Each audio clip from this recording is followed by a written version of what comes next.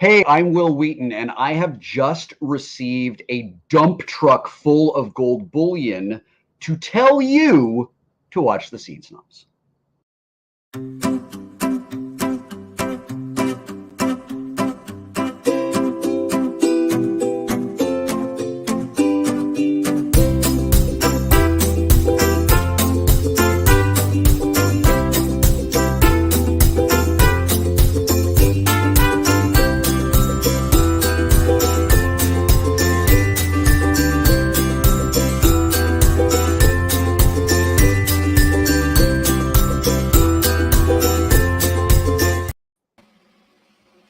Morning, everyone. How are you? Good morning, everybody. I'm Mick Manhattan, of course, your host, along with my fellow guy. Why did I screw that up? It's Friday morning. My fellow, I was going to say like my fellow co-pilot, which I always say, and I screwed it up. So It's you okay. are all of those things. And the guy who screwed it up. and I'm the guy who screwed it up. I looked at your face and I was like, he's so pretty. No, welcome everybody to the SnobNation Morning Drive live show. And I'm with Casey, the Man Plot, because I already said my name and I don't want to say it again. And he is the man. So like, we're going to just get into it. I botched this. If this was a perfect Friday morning. That's what this is. If this was a wrestling show, your neck would have been broken. Because I botched it. That's how bad it got. Why'd you kick me in the back like that, man? Wasn't ready. Because I'm all hopped up on cocaine. So the cocaine bear. Oh wow, yeah, there was a good one, huh? Oh my god, dude, I'm so in. I'm 1,000% in. I've never been more in on a movie than Cocaine Bear. Cocaine Bear has you fully on board. If it doesn't get nominated for an Academy Award, it's rigged. Well, it's probably on the level, as I've said before, as Hobo with a Shotgun. I hated that movie. Yeah, but exactly, he talks about cocaine bears. Does he? So, well, I mean, he talks about that bear the whole time. Oh, that's right. He's got nothing but bear speeches. That's most of Rutger Hauer's talks are about being a bear or fighting a bear. So he's me. Am I the Hobo with the Shotgun? Not yet. It's a long journey to get there. But I believe in you. God forbid anything happens to my family. And I'm not even talking like something happens to them. I'm just talking about like they leave. They're like, nah, screw this guy. Like, I'm going to become Hobo with a Shotgun.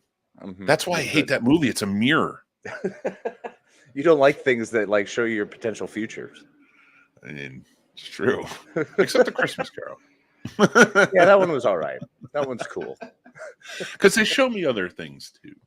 They do. I'm still working on finding my spirit. So hopefully you're doing good. You're doing a good job, man. Doing a little better. Like I actually decorated the office and put lights up and made it. I was big on like, look, it's got to be trailer parky. I'm not all about a fancy Christmas. I like my gaudy Christmas. I want the big bulbs and multicolored everything all over with shiny garland and the whole shebang. Give it all to me. Dude, just wait till you come over this weekend. It's a bit much. Yeah, y'all went full on Christmas. I'm excited. Yeah, like too much Christmas. I don't know if that's a thing. Don't tell my wife that, but it's too much Christmas. It's so because we started so early, and now it's the first week of December, and I'm like, I've been staring at these lights for 2 weeks. Well, see, for that bang for my buck, that's why I like the Christmas song "We Need a Little Christmas" right this very instant. Which one is that one? Yeah, that we need a little Christmas right this very minute. Yeah. Okay, I think welcome. I'm so happy that 705 everybody was able to get that out of me. Because there is a song that I hated. The Sheena Easton song that was in the Santa Claus movie. I can't remember the name of it at the moment. Lenny used to play this thing relentlessly. because he knew I hated it. And now every year since he's dead, I have to listen to it. You son of a. Now like it's just one of those things, and I'm like, I will keep that going. I will gladly continue that Lendition. Don't do it. And it never plays like normally, so I have to search it out. Always. Those are the best when you have to find those ones. But that's why you can't overdo Christmas, because you need just a little bit of Christmas right this very minute. So to me, the moral of that story is wait until the week before. Get everything done as fast as possible on a shoestring budget. You're and insane. Then whatever you pull off is congratulations. There's your Christmas. Don't do it. You're insane. I try to get. I'm mad because I'm late with my Christmas present getting. Oh yes, the purchasing, gift purchasing. Yeah, I'm like, because I still have some I have to get. I got yours. You're good. Oh, I got yours, and my friend, you're going to be mind-boggled. I'm going to be your what? Mind-boggled. Oh God, it's so good. All I thought about when I first pulled it up, I legitimately just heard you laughing when you hardcore get into your laughing fits. And all I could hear on repeat was your high-pitched laugh. And I was like, this is the winner. Oh my this God. Is the all right, one. no, I'm in. I can't wait. I love those. I love those gifts that make me laugh. Yours would be there Sunday. And it was funny because when I got yours, my wife goes, well, do you want to have it sent here? And then we'll put it together and give it to him. I was like, no, this is like Legos, dude. It's going to his house in the box. I was like, why do you think it's showing up like 3 weeks early? So I can put it together and then I can sit in it. Hopefully I'll have it done and put together. How messed up would it be if I somehow purchased it? And it's exactly what you asked for. So anybody who watches these shows knows exactly again. But it's something where, like, as soon as you put it together, it's completely normal. But there's a knife and a knife holder in the seat, and it's just like, what? How? Like, who makes this? Who makes this? And he found it and purchased it. I was really hoping that you'd find the one that's like the most deconstructed version. So I have to put together every tiny little bit. That might be true. You have to upholster it. Like, it's like, yeah, there's 7 parts to it. It will never be put together until next year. Because there's too many moving parts. Yes, this is your cantilever that has your back support. It's like, what? I will tell you this. I was looking around. I looked at all the ratings. Because when I shop, I look at the ratings. Mm-hmm. I read what people are saying about it. Good, bad, indifferent, everything in between. Because I want to know what could possibly go wrong. Or what, if everybody's really loving it, like, what are they really loving about it? So when I saw it, I was like, oh, that's kind of cool. I like the look, and so I'm reading up on it. The one thing, and I gotta believe that it's not possible, but the one thing I never checked, and I probably go on and check now, but I just haven't yet. I don't know if it has wheels. Oh, that might actually be better. Well, then it may have, because that's my luck. Whenever you want, it's probably the opposite. Well, the cool thing sure is, it has wheels. In order to not have wheels, you just don't put them on. That's true. The joy of building your own. Well, now I gotta know. Now it's gonna piss me off. Okay, I saw. I'm not gonna say anything. All right, cool. Leave it alone. You'll figure it out. I'll find out soon enough. Sunday. Casey, you look about an inch shorter than you should in that chair. What's going on? Yeah. So this whole thing doesn't work. Like, I'm sitting there, I have to charge the actual little piston. You cock to the side a little bit. It's really great. Thanks, man. What did you get me? What is this nightmare hell death trap? Winds up being like some sort of broken down carny ride version where it works 40% of the time. You open a box and the instructions say anti-lumbar support. This chair is a position that will actually aid your back 40 years faster. Are you prepared to die today? This This is the Klingon setting, which means you'll barely ever be able to sit in it. But unless do it you're for honor. Worf and you just get thrown around because you suck. I mean, there's that. There's never been a character on TV more, in my opinion, that looks very badass. Like he can take. I've cursed like 3 times so far. Son of a gun. And all week I've been saying "son of a gun." All 79. week. God. Let's take care of some. Let's buy toys for kids with this. That's what I was thinking, man. If we want to do a Toys for Tots, because we can always throw money at that. Yeah, it'd be nice. Like, just try and help somebody less fortunate. It'd be always, man. That's what we're all about here at the Scene Snobs. We swear for purpose. It's true. Sturdy's here. What's up, Sturdy? He's asking what's for breakfast. I haven't had it yet, so I'll tell you at 10 a.m. Yeah, samesies, man. I actually doubled up. I made 2 mugs of tea since I'm trying to chill on my coffee intake. So I didn't even get water today. I woke up and I did everything upstairs. I haven't even gone downstairs yet. And then John's here. He says, "Good morning, you wonderful human beings. It is a delight to see you and hear you as always." John, with that talk we were having about restructuring, John's going to be happy because he's a patron. Oh yeah, so it's going to be nice. Dope. It's going to work out very well. We're very excited, John. And also, we have a musical episode to discuss, John. That we do, man. You guys are hard at work on that one. Mm-hmm. Yeah, no, I've started putting lyrics together. Already? Yeah. There's lyrics? Wow. Yeah. Well, because I had to figure out in that, like the one I had sent you, I had to figure out what style I wanted a lot of the songs to be.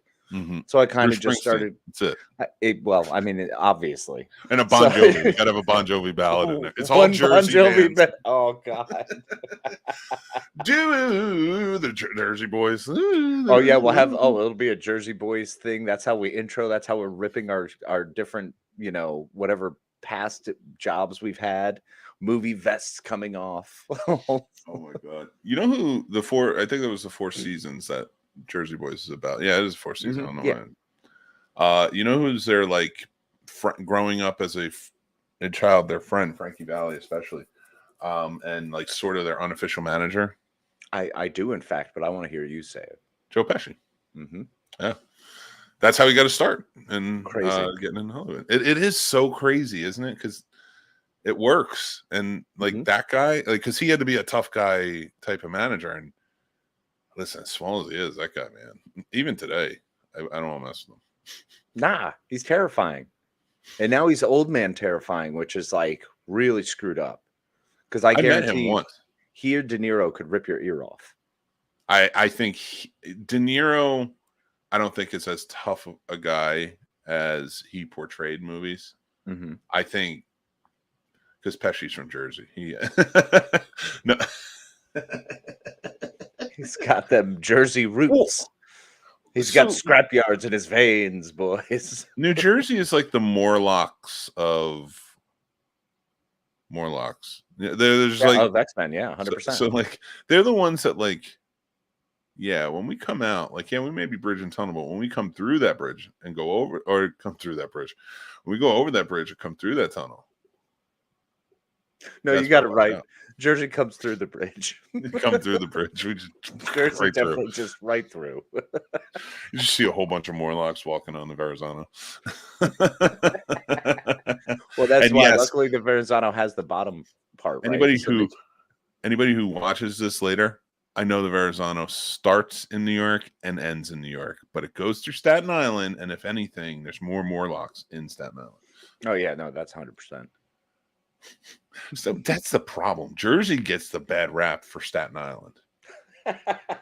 Well, I mean, Jersey earned its rap and then decided not to do anything about it. It just doubled down. So, I mean, the Garden State Shore, if you've ever been to the southern half of Jersey, 100%. No. The northern half of Jersey, it depends on what kind of thing you consider a garden. Like there are rock gardens. There's real gardens there too, and it's not even like the northern half because we have mountains too. Like we have our own skylines. It's like the northeast part. It's the outer rim All right, there's a lot of places. In fact, the places that you're talking about, the scrap yards, they're not even in North Jersey. They're in Central. Are you sure? I'm pretty Yeah, sure they're we're in pretty Central. far north. It was farther. Yeah, all right, let's see what everybody says. We will definitely pay homage to the greats of New Jersey musical history. I love it. Let's do Yes. it. And George C3's here. What's up, George buddy? Did you buy C3, good morning. 2 PS5s last week? I hope he did. Better. That poor boy is hoping for 2 PS5s, one for upstairs, one for downstairs. Mm-hmm. I think that's the right way to set it up. If Make you're sure you have listening, the most PS5 coverage. if you're listening, Bryce, here's the deal. You have to bring all your friends over and be like, "Did you get us a PS5 too?" George just like, what? My bank account, stop it. The FSF Popcast says, morning all. We've seen, we know the FSF Podcast. We've had, in fact, if anybody watched the show, you know Kathleen is one of the hosts of FSF Popcast. It's too early in the morning. It's okay. For that many letters. That's a lot of letters, and two of them are the same. Can't do it all. The FSF. Like, look at it. It's the FSF. Podcast. You were on Showboys last night with Tim talking about Andor. I was.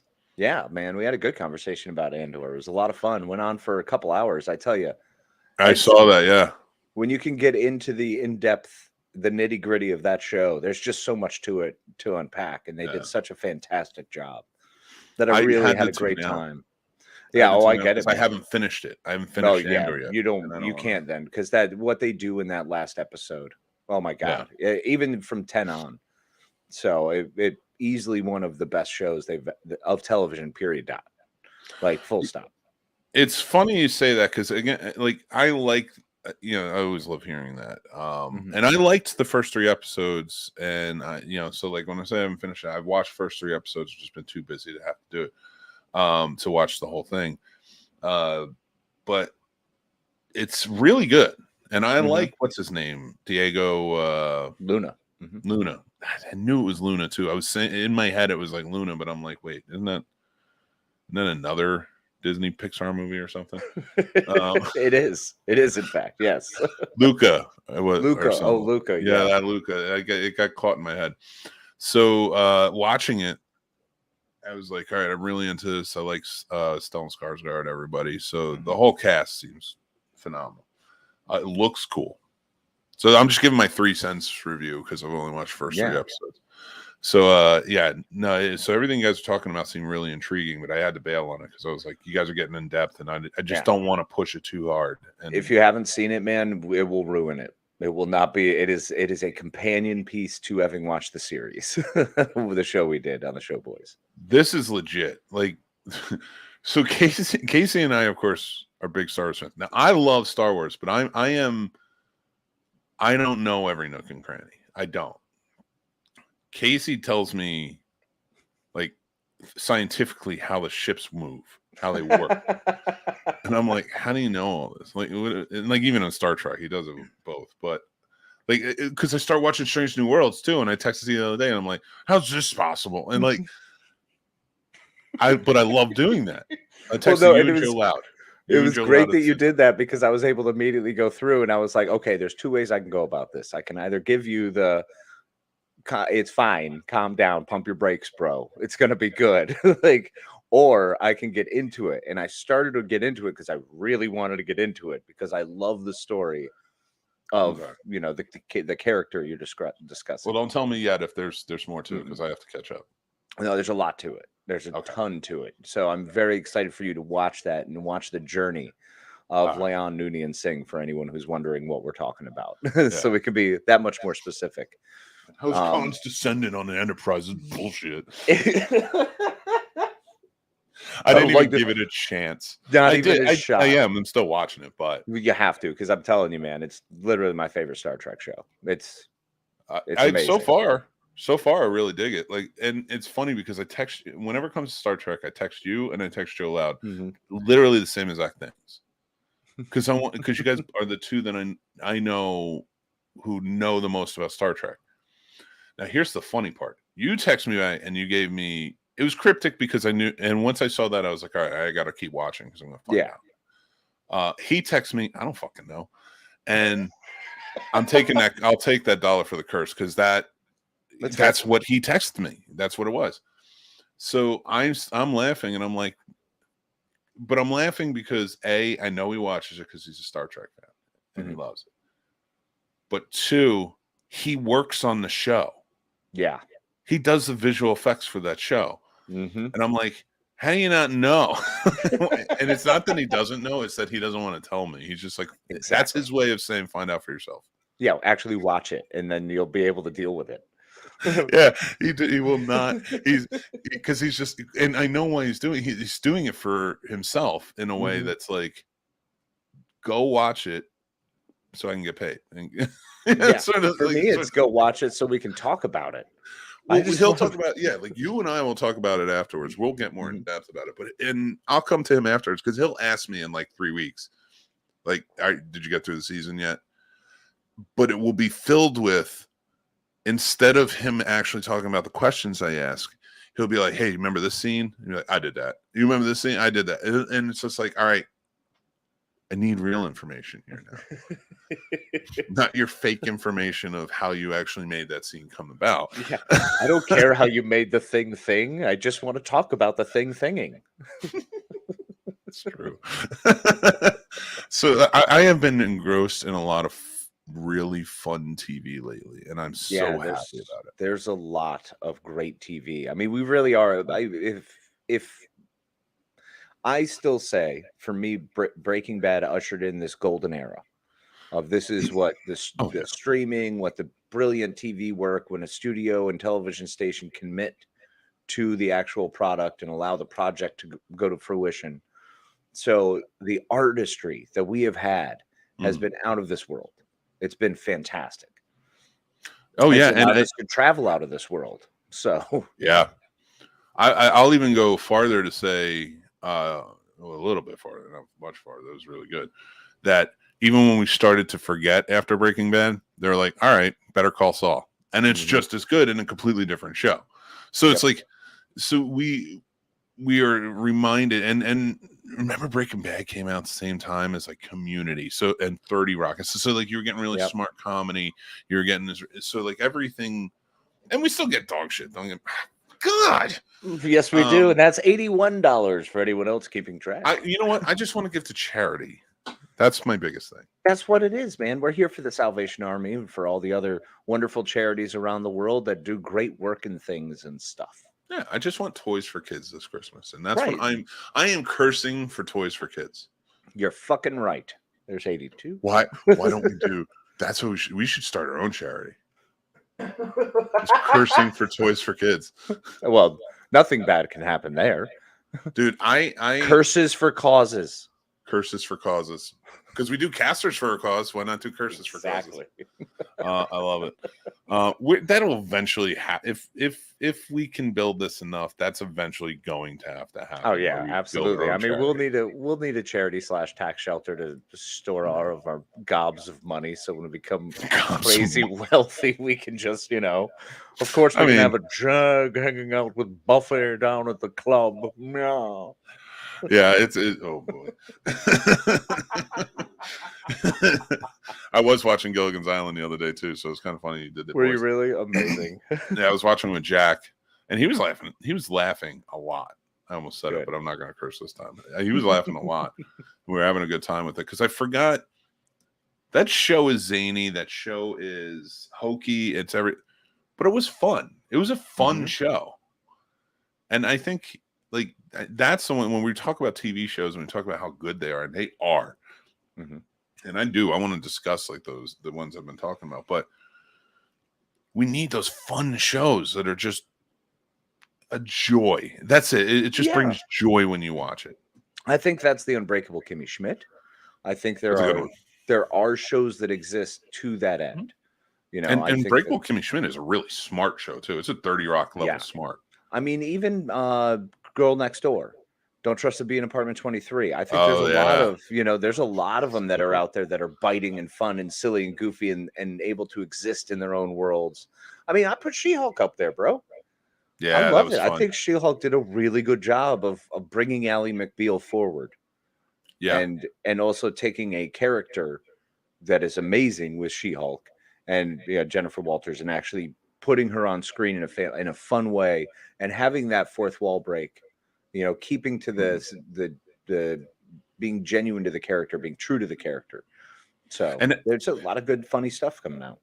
And a good thing, it's like a well-written show. It's a well-produced show. Again, the only thing that bugged me was She-Hulk's, and it got better as it went on. I get it. Yeah, it got better as it went on. But in those early episodes, just the visual effects of her, it just bugged me. But not enough because Tatiana Maslany carried that show on her tiny little back, like she does, because Orphan Black was just, but she carried that show. Everybody was great in it, but like you needed the perfect, I don't know, core to it, and that's what she was, and none of it's believable without her. Exactly. Being in that role. Because like everybody who surrounds her was really funny, really good, did a great job. But if she's not believable in that role, that show never works. Yep, it's totally true. And I think that was, and the funny thing with the CGI was I didn't notice it at first. You brought it up, and after episode 1, I'm like, I don't know what you're talking about. Like I kind of saw it, kind of didn't. It wasn't until about episode 4 when they were progressively like tweaking. Yep. You could see them coming back off it that I went back and rewatched and was like, oh, wow. Okay. It was too clean. So it looked animated. That's the problem. Like, it was just too clean. Mm-hmm. You didn't have imperfections in the face and stuff. And I understand. But like when you needed to add that. You needed to add those little, just even the little tweaks of imperfections of the face because, and not to get, all high and mighty saying it, but like the imperfections are really what make you in your face. No, it's very true. It's absolutely true. Yeah, you need those. That's what makes every person an individual. Is having your little quirks and things. So not having face lines, just even mouth lines, just the little freaking mouth lines. That was it. That was all I needed. And as soon as I saw those, I was like, oh, okay, I see a huge difference here. But she's such a great actor. She's amazing. She made it, like, regardless of anything that was going on that maybe just didn't work, she made it fun. Mm-hmm. And anywhere you could see outrage coming, it was like, these people are just being jerks. Anybody who had outrage against that show, to me, was just you need to check yourself. Yeah. Because you have riggedy wrecked yourself. Sure. George 3 says the Miz and Miss. Yeah, the Miz and Miz, right? I thought it was. Is it Mrs.? Well, she would be, wouldn't she? I mean, she is, but I don't remember. I don't know. And I'm not picking it apart. I'm just wondering. That's my brain. I trail off. And I'm like, is it? I don't know. It's a great fun show. He even said that he wants people to come home from a rough day and just sit down and enjoy it. And I can see that. And he's a good personality for that. And I've seen like clips of the show. He's a good personality for that. Like, he's an entertainer. I like the Miz. He's a great heel because he's such a dick. Yeah. But he's a fun entertainer, man, and he's great on the mic. Oh, he's fantastic. Oh, his sessions are so great. The bits and promos he does are fantastic. I mean, he's someone who will put people over for the rest of his career, and I'm very excited for that. Because as much heat as he had for his career, like even like John Cena who hated him, Daniel Bryan hates him, things like that. But they say like they're unparalleled. Like on the mic, he's amazing, and he's a hard worker. Like he puts in the work. So they all respect him. They may not like him because he's an acquired taste, I guess. He's probably fits well with the Scene Snobs. Oh, he's right up our alley, man. I mean, and all you have to do to know that is go back and watch him on, what was it, the Road Rules? He was on Road Rules. Yeah, it was on the Road Rules Challenge. Oh man, you check him out there before the challenge when it was back in just Road Rules. Yeah, like way back when. In the olden days before good TV. But yeah, he was fantastic there. He's definitely he's a prick. a lot of energy. Yeah. Oh, absolutely. Ally McBeal with awkward CGI. It's true. And I think that was like the parallel they were making when they were selling shows. Like, it's going to be sort of like an Ally McBeal. I do like the awkward CGI, though. And then I love this. Hi, I want to offer promotion of your channel, viewers, followers, views, chatbots. The price is lower than any competitor. The quality is guaranteed to be the best. Auto on. Autobots, roll on. Incredibly flexible and convenient order management panel. Everything in your hands. Turn it on, off, customize. Go to dogehype.com. Huh. That is not... Yeah, I don't know them, so that is not... Don't go there. This is not... I wouldn't trust it. I don't know. I don't know what it is, and I don't know what's happening. At your own risk, I'm not promoting that. But I guess thank you for commenting on Twitch. We appreciate you watching. Make sure to hit that like and follow button. No, we were talking about TV, and I kind of wanted to cover some because I watched Wednesday. Yes. Oh gosh, I haven't watched it yet. I need to jump on it. I didn't watch the whole thing. I'm still like 3 or 4 episodes left. I love Jenna Ortega ever since Babysitter 2 crushed it in that. Babysitter.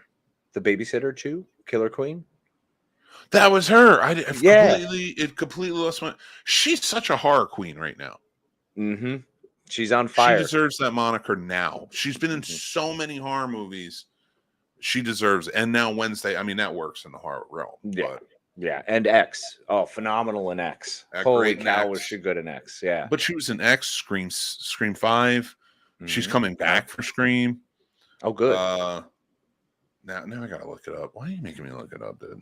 Because it's the morning. It's the morning, and that's all I gotta do. And she's wonderful. She's a great actor. So she's in Wednesday, Scream X. She was in You. That's right. I forgot she was on You. Okay, yeah. She's gonna be in Scream 6. She was in Iron Man 3. Who was she in Iron Man 3? I know she was in More. Babysitter Killer Queen, which is a fun horror comedy. You talk about fun. I mean, the Babysitter movies are some of my favorites. I think I can safely say that Samara Weaving is one of my favorite actresses right now, and Margot Robbie. So I need to take a moment here. Wait, before you say it, you know they're in a movie together, right? The world's exploding. Yeah. What? A new movie coming out. They're in a movie together. No way. They're in Babylon together. Yo. It screwed me up because they look so similar. Yeah. Like, I saw Margot Robbie's character in the trailer, and then it cuts to Samara Weaving like complaining about Margot Robbie's character. And I'm like, is this both Margot? Like, it was so fast. I'm like, is it both Margot Robbie or was that in fact Samara Weaving? And I had to go back and check. And it was Samara Weaving. So it's so... I'm so excited that they did it. I'm kind of mad that they put them in a movie together. Well, they have this thing. They have the Naomi Watts, Nicole Kidman thing, where if you couldn't get one, you just went with the other. They were freaking. And then they finally end up in a movie together. Bingo. So that's what's happening here, but it's just happening way too early in their careers. They need to wait another 10 years to do this. I'm immediately not okay with it. It's too much beauty in one movie together. It's proof that I need to go to Australia. Oh my God, right? Been wasting all my time here. You know, Samara Weaving's uncle is Hugo Weaving. No way. Yeah. Why did I not put those together? Dude, have you ever seen Mayhem? Oh, I love Mayhem. Yeah, with Steve Young. Movie. Oh, fantastic. It's one of my favorites. She's so good in everything. She really is. So great, man. She's compelling. She's not just incredibly stunning, and I'm unable to take my eyes off of her, but her acting ability, her chops, man. I'm sold on whatever she's doing. She does it well. She's just very natural when she acts. It's great. It's crazy. It is. It's crazy. And seeing that trailer and seeing them together, I was like, because Margot Robbie's amazing too. Amazing actor. Oh yeah, I just watched Amsterdam, and she freaking blows it out of the dang water, mate. I have not been able to finish it yet. Not that it's not good. I've just been so busy. I haven't been able to sit down. It took me 3 times. Don't worry, I get it. It started off so good, but that was the thing. It's a David O. Russell movie, so I watched like the first 15 minutes, and I'm like, this is really good. I don't have the time to sit down and really appreciate this the way I need to. Yeah. So that's why I was like, I'm not watching until I can actually just sit down and not be bothered and watch the movie. I missed out watching Wednesday and a couple other shows because I legitimately got stuck just throwing it on. And I was like, I'm going to try to make it through now. And like, I just kept forcing myself. And once again, a David O. Russell movie, which I love. And I want all the bits. I want the in-depth. I want him to have strange things that all connect back at some point. So yeah, you got to commit and watch the whole thing. It's a lot like Nightmare Alley. Nightmare Alley did that to me too, and that was Guillermo del Toro. He does that where he'll drop a lot of little seeds in the front, and if you don't pay attention, the payoff is worth it for you. Yeah, that was a movie that I think is really good, but I didn't love it. Fair. I don't know why. I don't know why either. Like it's there's just some movies like they didn't resonate with me. Mm-hmm. But I as like a film fan, I'm like, but it's very good. Like, oh yeah, I mean, really he nailed a film noir movie, especially to bring it to modern day. Oh, the look is fantastic. Bradley Cooper crushes it. So, yeah. John Wass says Wednesday was awesome. I love the cast, the music, the performances, the story. 10 out of 10. Definitely worth the watch. Yeah, it really is. And again, I haven't finished it yet, but the fact that she never blinked throughout. Really, she never blinks. She just always is. She's Wednesday, so like every scene she's in, she never blinked. And there's so much. Like I'm thinking about that. And I'm like, how have you not blinked? Like there's action scene here or something like. But they did such a good job with it, and they're praising her for that. I saw the clip of that when she's dancing. So you're telling me that young lady didn't blink the whole time she was dancing? No, and watch the scene. Watch her eyes. Well, that's not healthy. It's so crazy because like every time they cut to her, I'm sure like when it's back of her head, like it's not a big deal. But when her eyes are on camera, and it's so funny because watch that scene. Because I watched the same scene you're talking about where she's dancing around the guy. And if you watch that scene, you cut to her eyes are still following him. Her eyes are locked on him. So when she's facing this way, her eyes are still like her head's not turned.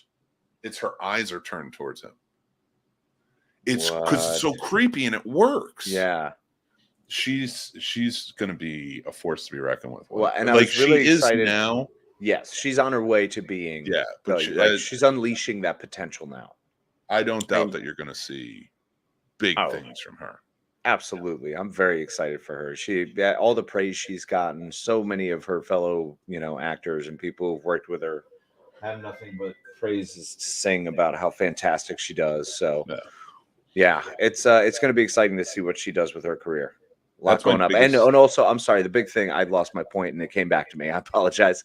She said that she didn't actually reach out to Christina Ricci for any advice at all, or didn't ask her about any advice. She was like, I don't want to rip her off. I want to do my own version of it. And I was like, that is awesome.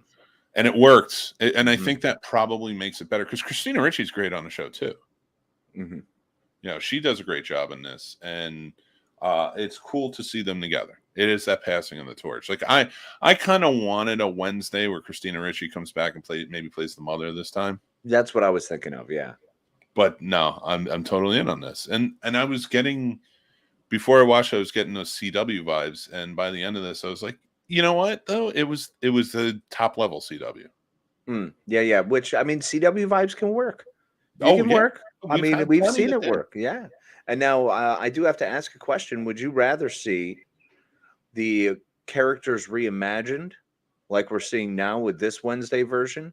Or would you rather, which kind of updates the character for a new generation, or would you rather see the character progress in a story so the character we remember, we get to follow them through their growing up? Which right now do you think is more, would you be more interested in? What it is right now. Something new. Okay. Something new. Yeah. I dig it. And I love how they're doing this. And it's been fantastic. And now seeing this, it made me realize, because I didn't love Scream 5. I liked it a lot. And I thought they did a really good job with it. But I think I realized watching Wednesday what it is about Scream 5 that I was like, you know what just didn't work for me is I didn't really like. I didn't like that. I think that's too harsh, but because she was fine, but I didn't. The main character in it that we follow throughout, I was like, I don't know. I was like, she's just not pulling it off for me. Not like Nev Campbell did and the others and stuff like that. Mm-hmm. But Jenna Ortega's character, who plays her sister in it, is killing it. Mm-hmm. And I was like, I wish they would have went with her. Right. You know, like she was a better actor and you know, in her role, and she did great. And I was, yeah, and I don't know. I really liked her role in it, and I liked her character more. And I was like, I wish they would have stuck with her. You know, Awesome. followed her. But let's see what some of the people are saying. Mikey the Band-Aid, what's going on, buddy? Did he even sleep last night, or did he just sit behind the mic anxiously waiting for 7 a.m.? That's actually what I do. I managed to get up and I showered and changed clothes and sat right back here and did this. Well, just wait on Sunday. You'll be able to do that in a much more comfortable chair. Oh, yeah. I hope. We hope. I can't be a good judge on chairs because I need specially made chairs. Well, because you have a specially made body. Yeah, specially made by Satan. Satan. She choreographed her dancing. I mean, it's not like it's listen. It's a good dancing. It's a good scene, but the dancing is not the most beautiful artistic. It's shot that way. The second part of that is what I'm more allowing. Let me say. Oh my God, she filmed that while having COVID? I couldn't even get out of bed while having COVID. To be young again. When your immune system was like, yeah, it's fine. You can still do stuff. Now it's like full lockdown. That's true.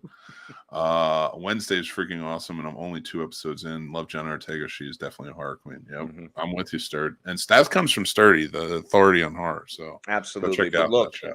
I will call her a queen of horror. I am yet to affix Scream Queen yet. I hold on, Scream Queen. I don't think she's a Scream Queen. I don't think she gets the. It's my same argument for not in the same way, because she doesn't do the same. She plays more of the hero in it. She's the final girl, so it's different. I don't think she's the final girl. Look at her heart. So? In some things, she is. Mm-hmm. But ultimately, like with playing Wednesday stuff, I would just call her a horror queen. Agreed. I'm 100% with that. She's not a Scream Queen because that's not her shtick. Yeah, she's not that level, and she doesn't do that role. Yeah, and also she's not a final girl yet. I will agree. She has done final girl things.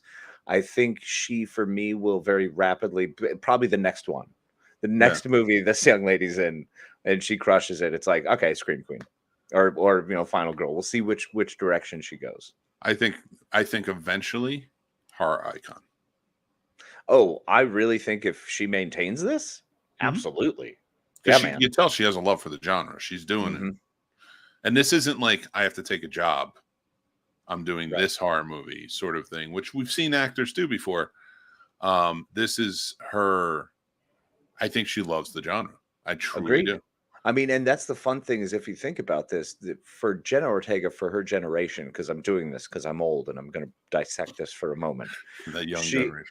She is, in fact, like in that era where Scream was her Friday the 13th or her Halloween. Scream was that era of movie for her.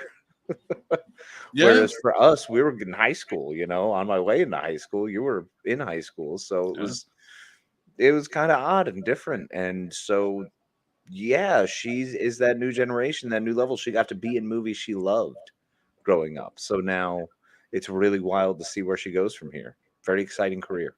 Yeah, that's legit. And I'll tell you, it's funny you mentioned Scream, like the first one for us. Like when I watched that movie, a lot of it's more nostalgic than anything because like how they dressed, what school life was like. Yep. The horror aspect is fun. The TV. The TVs. Oh my God, dude. All of that equipment. Like the video store. Come on. Oh, dude. It's crazy. But Mikey, thank you for lending them out or taking them in. He deserved a home, and we appreciate you giving it to him for a little while. Thanks, buddy. It was fun. It was. I You got guys the- did a great job. The chains were off, and I was allowed to roam free. It's true. What is a final girl? If final girl in horror movies is like the main, like a Jamie Lee Curtis in Halloween, like she's the one that survives it all. She's like the power against the entity. Yeah, usually the one who defeats the evil. So Heather Langenkamp and Freddy, or whichever version you want to go with. Yeah, they're so yeah. It's. Have you seen the movie Final Girls, Mick? Oh yeah, I love the movie. I love that movie. That's It's one of so my good. favorite movies because they literally have every single kind of final girl, but none of them are the ones that are able to survive. It was great. I know. It was so They funny. did a really good job with that. So, yeah, Mike, if you want, watch The Final Girls with Malin Ackerman and one of the Farmiga daughters. No, she's their sister. No, I'm saying the Farmiga daughters because there's 3 of sisters. So, yeah. There are? So, Oh, man, there's too many. but yeah, Too many of them. you have Taija and Vera and Taisa is the one that's in it. Vera is Okay. like the big famous one who plays the Warren in the Warren. yeah. And And then the Conjuring sister. Yeah, that's her. Yep. That's her. That's Vera. Yeah. And then there's one in the middle, and I forgot. I don't know. That That's is. crazy. Yeah. That's so weird. Yeah.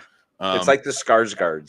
It's true. There's too many of them, and they're all over the place. They don't look exactly alike, but they do. And Bill's Wandering Eye. Oh my God! Have you ever seen like the picture? It's I forget which Skars. It's like the good-looking Tarzan one. That's what you get out of me. It's the good-looking Tarzan Skarsgård wearing a Pennywise mask, the old school Pennywise mask, sitting next to his brother at a barbecue, giving him the finger. No, what? Yeah, it's a funny picture if you get a chance to see it. And it's like that's just brotherhood.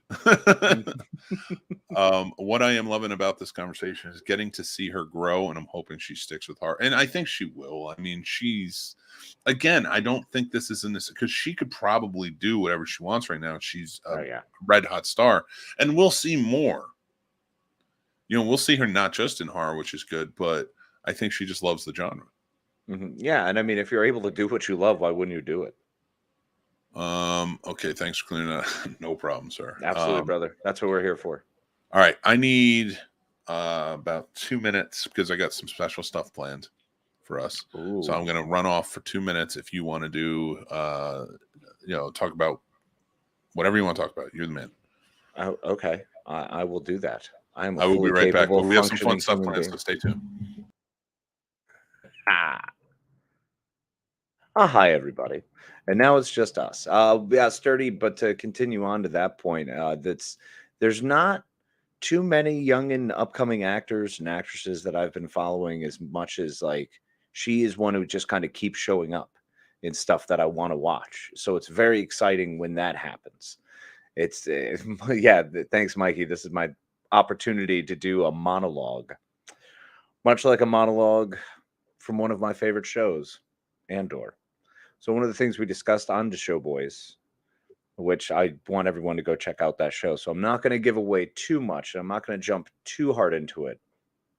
But one of the best parts of Andor is their monologues. And the important thing about a monologue, especially when you have the opportunity to monologue, is to make sure you really capture your audience. Wrap them in with a story. Be convincing. You have to be heartfelt, and you have to drive the point home succinctly of whatever it is that you're hoping to get across. And I think that's one of the most powerful and impactful things that Star Wars was able to do, was have these sweeping monologues where not only were you visually stunned, but your ears were also just absolutely given pleasure with hearing these fantastic words strung together in such a brilliant way. The way the visually stunning effects were sweeping you off your feet at the same time. One of the greatest parts of Andor is their monologues. There are several monologues. People who are still early and haven't finished the show yet, I will not give anything away in regards to what the finale or what happens there. because I don't want to even touch it. And in fact, don't go watch the Showboy show if you haven't finished Andor. But one of the earlier things they get into as far as a monologue is concerned is with Stellan Skarsgård. So we're going back to another Skarsgård who plays a fantastic character named Luthen, who at some point, if you've seen anything about the show, you're well aware of who he is. And he gives a speech about what he's had to sacrifice. And he does so in a beautiful, terrifyingly sad, and just epic way. As he's standing, the way the camera had him standing on this catwalk, essentially, where he's just in the breeze because, you know, it's Coruscant and it's a giant city, and they needed a breeze apparently, and his robes had to look flappy. So they did a fantastic job with that. The power with which what he is saying, with the words he's using, with how he's expressing himself is something that a lot of shows have lost. I haven't seen a lot of good shows with great monologues. I mean, aside from, you know, occasionally watching Jeff Probst on Survivor give a fantastic little soliloquy, there's not often many. So, yeah, I just did that. Yeah, you compared the Rebel Alliance to Survivor. Yeah. You see how I was able to bring it in? I see how you correlated the two. I don't know how you brought it in. That's like bringing the Morlocks into New York to save the day. Like, it just doesn't work. You don't really do it. God, that was just so perfect. I was like, I hope he's here for it. I hope he's here for it, because I'm about to do it. No, I'm glad you did it. It was funny. And I was hoping you were going to go to a place. Like, I was sitting there and I'm like waiting because I was like, I want to finish this point. But I was hoping you would go to a place where, like, maybe you were going to let something slip, and I was going to take you off right before that happened. They're like, no. No, I wanted to leave it open-ended because we did really touch on that very well in the Showboy show, and I had a great time doing that with Mike. But yeah, I can't get into it because the moment I start to get into it, you haven't finished it, man. If you haven't finished it, I can't say anything. Yeah. I want to be as spoiler-free as I can for everyone, because the beauty with which what they did is worth seeing and hearing it and being a part of it. Yeah, I'm excited. I can't wait to check it out. Mikey says, Mick, never leave him alone again. Shame. Hey, Probst gives some really good speeches. That's all I'm saying. All right. Well, I try to say goodbye. So, and that's what I was doing today. I try to like leave around this time because that's when my wife leaves usually at 8 every morning. Mm-hmm. Well, not every morning. On Friday mornings when she takes the kids to school. And I try to go out there and just say goodbye to them before, you know, because we're doing the show so early, I don't get to see them. And I guess she left early because, like, I was like, you know what, I'm just gonna go out a little bit earlier, go say hello and bye to everybody, and then come back in. And I went out and nobody's out, nobody's here. I was like, okay, well, yeah, there's that, but so I'm depressed. No, I'm just kidding. Dale is here. What's up, Dale? How you doing, buddy? Morning, Dale. So, you know, I want to switch gears a little bit. We were talking a lot about TV and talking about a lot of the pop culture that we love. I love that you've literally brought up one of the shows that you were talking about watching. Oh, it's had Stranger Things and Wednesday, and we talked about Tulsa King on our podcast this week. So you talked about Tulsa King. Well, yeah, but those are the ones that I've been watching. So, you know, but I feel Did we mention? Have you watched Yellowstone? I'm all caught up in Yellowstone. Yeah. Oh yeah, I love Yellowstone, bro. I'm loving what they're doing. Great show. Oh my gosh! And this season has been so good so far. Oh, that show is just so good. It's fantastic. And Costner just kills it, man. Dude, Costner's just get better and better. And how about Wes Bentley?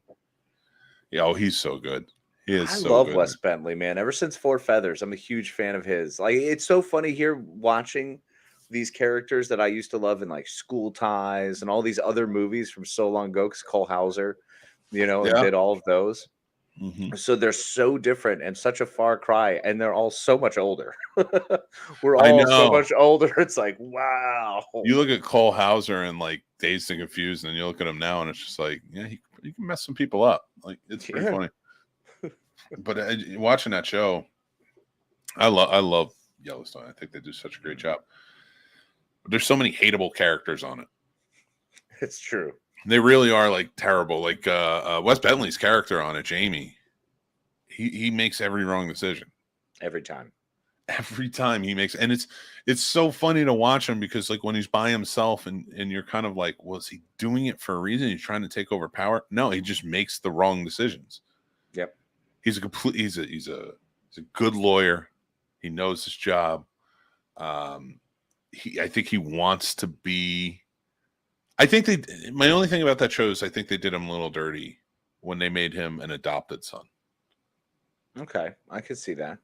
Because when they made him an adopted son, it was like, come on, for 3 years, like he's been this, and then you throw this in. Yeah, that was the only hiccup in that show for me. It was just like, and I see why they did it because they wanted to add the other father, and they wanted to add that turmoil and stuff in it. But it was like, I felt like they could have been a little better. Yeah, no, I can agree with that. That was one of the only stretches I struggled with. But I mean, you're also talking to a fan of Grey's Anatomy at one point in his life, so. Well, I like good TV, so I don't watch that. No, the first couple seasons are fantastic, man. Shondaland knows what's up. Shondaland does not know it. Shondaland knows what's up for Housewives. Yeah, what's wrong with that? It's not my thing. Like maybe I categorize myself as a housewife. I don't mind Housewives. But that's the thing. Like all she did was take a soap opera, every soap opera. Yep. Put better lighting to it, a little more production value, better actors. And that's it. Yeah. That's it. That's all she did because it's the same exact thing. It's my stories. For anybody who watches Grey's Anatomy, and it's 24 years. No, I haven't actually watched it in so long now. It's so funny when I hear updates of the show. I'm like, what is happening? What is going on there? When anybody who watches NCIS or Grey's Anatomy and is like, I can't believe it's still going. It's amazing. And it's like, Susan Lucci was on TV for like 40 years. Shut up. It's the same thing. It's so true. It's so true. The same thing just at night. That's it. You change the time difference. Like, okay, you made soap operas work at night. That's all you did. Mm-hmm. And I'm tired of it. Like, I'm tired because there is so much good TV. I'm tired of the formulaic. There is not one network show that I'm really watching right now. And I could not always say, Supernatural kept me going for 15 years. Yeah, I mean, you've had them. I'm not saying I haven't. Scrubs had me locked in for a very long time. Scrubs, but they've been out off for a long time. Yeah, that's true. That is true. We are way older now. But yeah, and Supernatural, I will say, is a CW formulaic show. It's a better one. Mm-hmm. And I attribute that to the actors, not even so much the writing, because the writing wasn't bad, but it was formulaic. Mm-hmm. I can see correlations between like a Smallville and a Supernatural, because they're both good versions of a CW show. Yep. So when I watch something like that, for me, I'm like, okay, this is a good show. But I have to realize, like, I'm watching this for the fun dynamic of the actors, not so much every storyline. Like, the storylines are good, but it is a formulaic show. Then you have the Shonda Rhimes and I'll just call it the NCIS universe and stuff like that, because they all seem to be connected. And they come back and it's just like it's soap opera at night. It is. Well, I mean, that's 100% what it is, and that's the way people want to digest it sometimes, a good chunk of the time. So that's what you get. I like that they brought Criminal Minds back. Yeah. Yeah, the fact that they brought it back, I'm like, come on. And I still know it as Mandy Patinkin, even though he was on that show for a season and a half. I think you and I have discussed that. Yeah. That damn Ion commercial. Oh, my God. Ion. I mean, good on them. It's only on Paramount Plus, and from what I hear, it's actually better than what the show was because it's not as formulaic. Okay. I guess there's a certain network that I haven't seen it, so I can't not tribute. I can attest to it. Yeah. Thank you. So, but from what I've seen, it's like it's not that Monster of the Week vibe. Yeah, exactly. They have this whole thing. There is a Monster of the Week feel because it's a network of serial killers working together. Mm-hmm. I guess is what it is. So I don't know. I don't know if it's better or worse. I can't get into it. It's too much. Yeah, there's never been my vibes of shows. It's not what I'm into. Like, I mean, honestly, if I'm down to having to watch Numbers or like Scorpion or versus watching Firefly for the 10,000th time, I'm choosing Firefly every time. Firefly every time. It's not even a question. I need something different in my life. Kathleen's here. What's up, Kathleen? Good morning, Kathleen. Is it so? At 7:55, the FSF podcast says, "Gotta run. Thanks for a good convo to go along with my morning coffee. Have a great show, guys." And then suspiciously, 3 minutes later, Kathleen Watts shows up on YouTube. My goodness. Is this a Superman Clark Kent situation that we don't know about? I think it is. It's pretty dope. Did she put the glasses on and now it's Kathleen? She's on the Kathleen YouTube. So that's, I mean, glasses clearly. are on and we're all like, well, I mean, that's Kathleen, duh. She jumped in a telephone booth and spins real fast and the clothes changed and jumped in. Put as many of them together like the Wonder Woman spin, but in a phone booth. And then you also have to make a call at the same time. Everything you could possibly do, but in a cave. Like whenever you're changing. That's perfect. I love it. I don't have access to. How do you not have access to your show's YouTube channel? All right, that's ridiculous. You're a host of the show. I'm waiting for Casey to say so. You're the host of, because Casey doesn't have access. But not access. For lack of trying, he can if he wants it. I have the ability to. Yeah. Yes, no, I have all my credentials. I just don't. Yeah. What's the telephone? Shut up, John. Oh my gosh. We're all old enough to know. Fine. How about a police box? Sick bastard. Mikey said it right. That was what FSS wants us to think. Kathleen's like, I don't want access. I think I need Kathleen's Corner where you talk about all your fun, fuzzy things going on. So I think you need to get access and start going live. Kathleen's Corner. I'm telling you, do it. I'm telling you, do it. Do it. The hitmaker himself. The FSF podcast. Talk about all the fun things that you really like that are geeky. There you go. I love it. Boom. Let's. I'm gonna give everybody show ideas right now. That's what we're gonna do for the next 2 hours. No, I'm just kidding. Let's go over the news. John, you know what I got for you, John? A musical. Yeah. Ours. Help us. Help us, Obi-Wan Kenobi. Your only hope. Grey's Anatomy completely breaks my suspension of disbelief. Nobody in that facility should be practicing medicine at this point. So, such are the problems of working in a hospital. That show has gone on so long that actors that have been on that show since the beginning should be retired because real doctors would retire by now. Yeah, no, they'd have already earned their money, had their practice. Yeah, Alex would already be out. Like, it's ridiculous to watch some of these. It is part of the joy of watching that show, though, is how outrageous that is. The little sister is up for retirement. Yeah. Yeah, actually, I completely forgot the little sister was even in that show. Like, that's where I stopped watching it. Around season 5, I was like, done. And now it's on season 19. Ellen Pompey wants out, and she's wanted out for years. Mm-hmm. But now I guess they're going to grant it to her, and I guess it's going to be Grey's Anatomy with the little sister. I don't know how you can keep saying I want out and not just get out. Is she an actor who could just quit?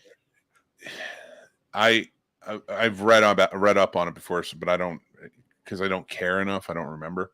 I push things out of my brain because I have to learn new stuff every day, like my kids' names and stuff. That's valid. Yeah, you got to recycle those ones. Every morning, I'm just like, "What's your name again?" Hold on, let me reload. You gave it to me. So,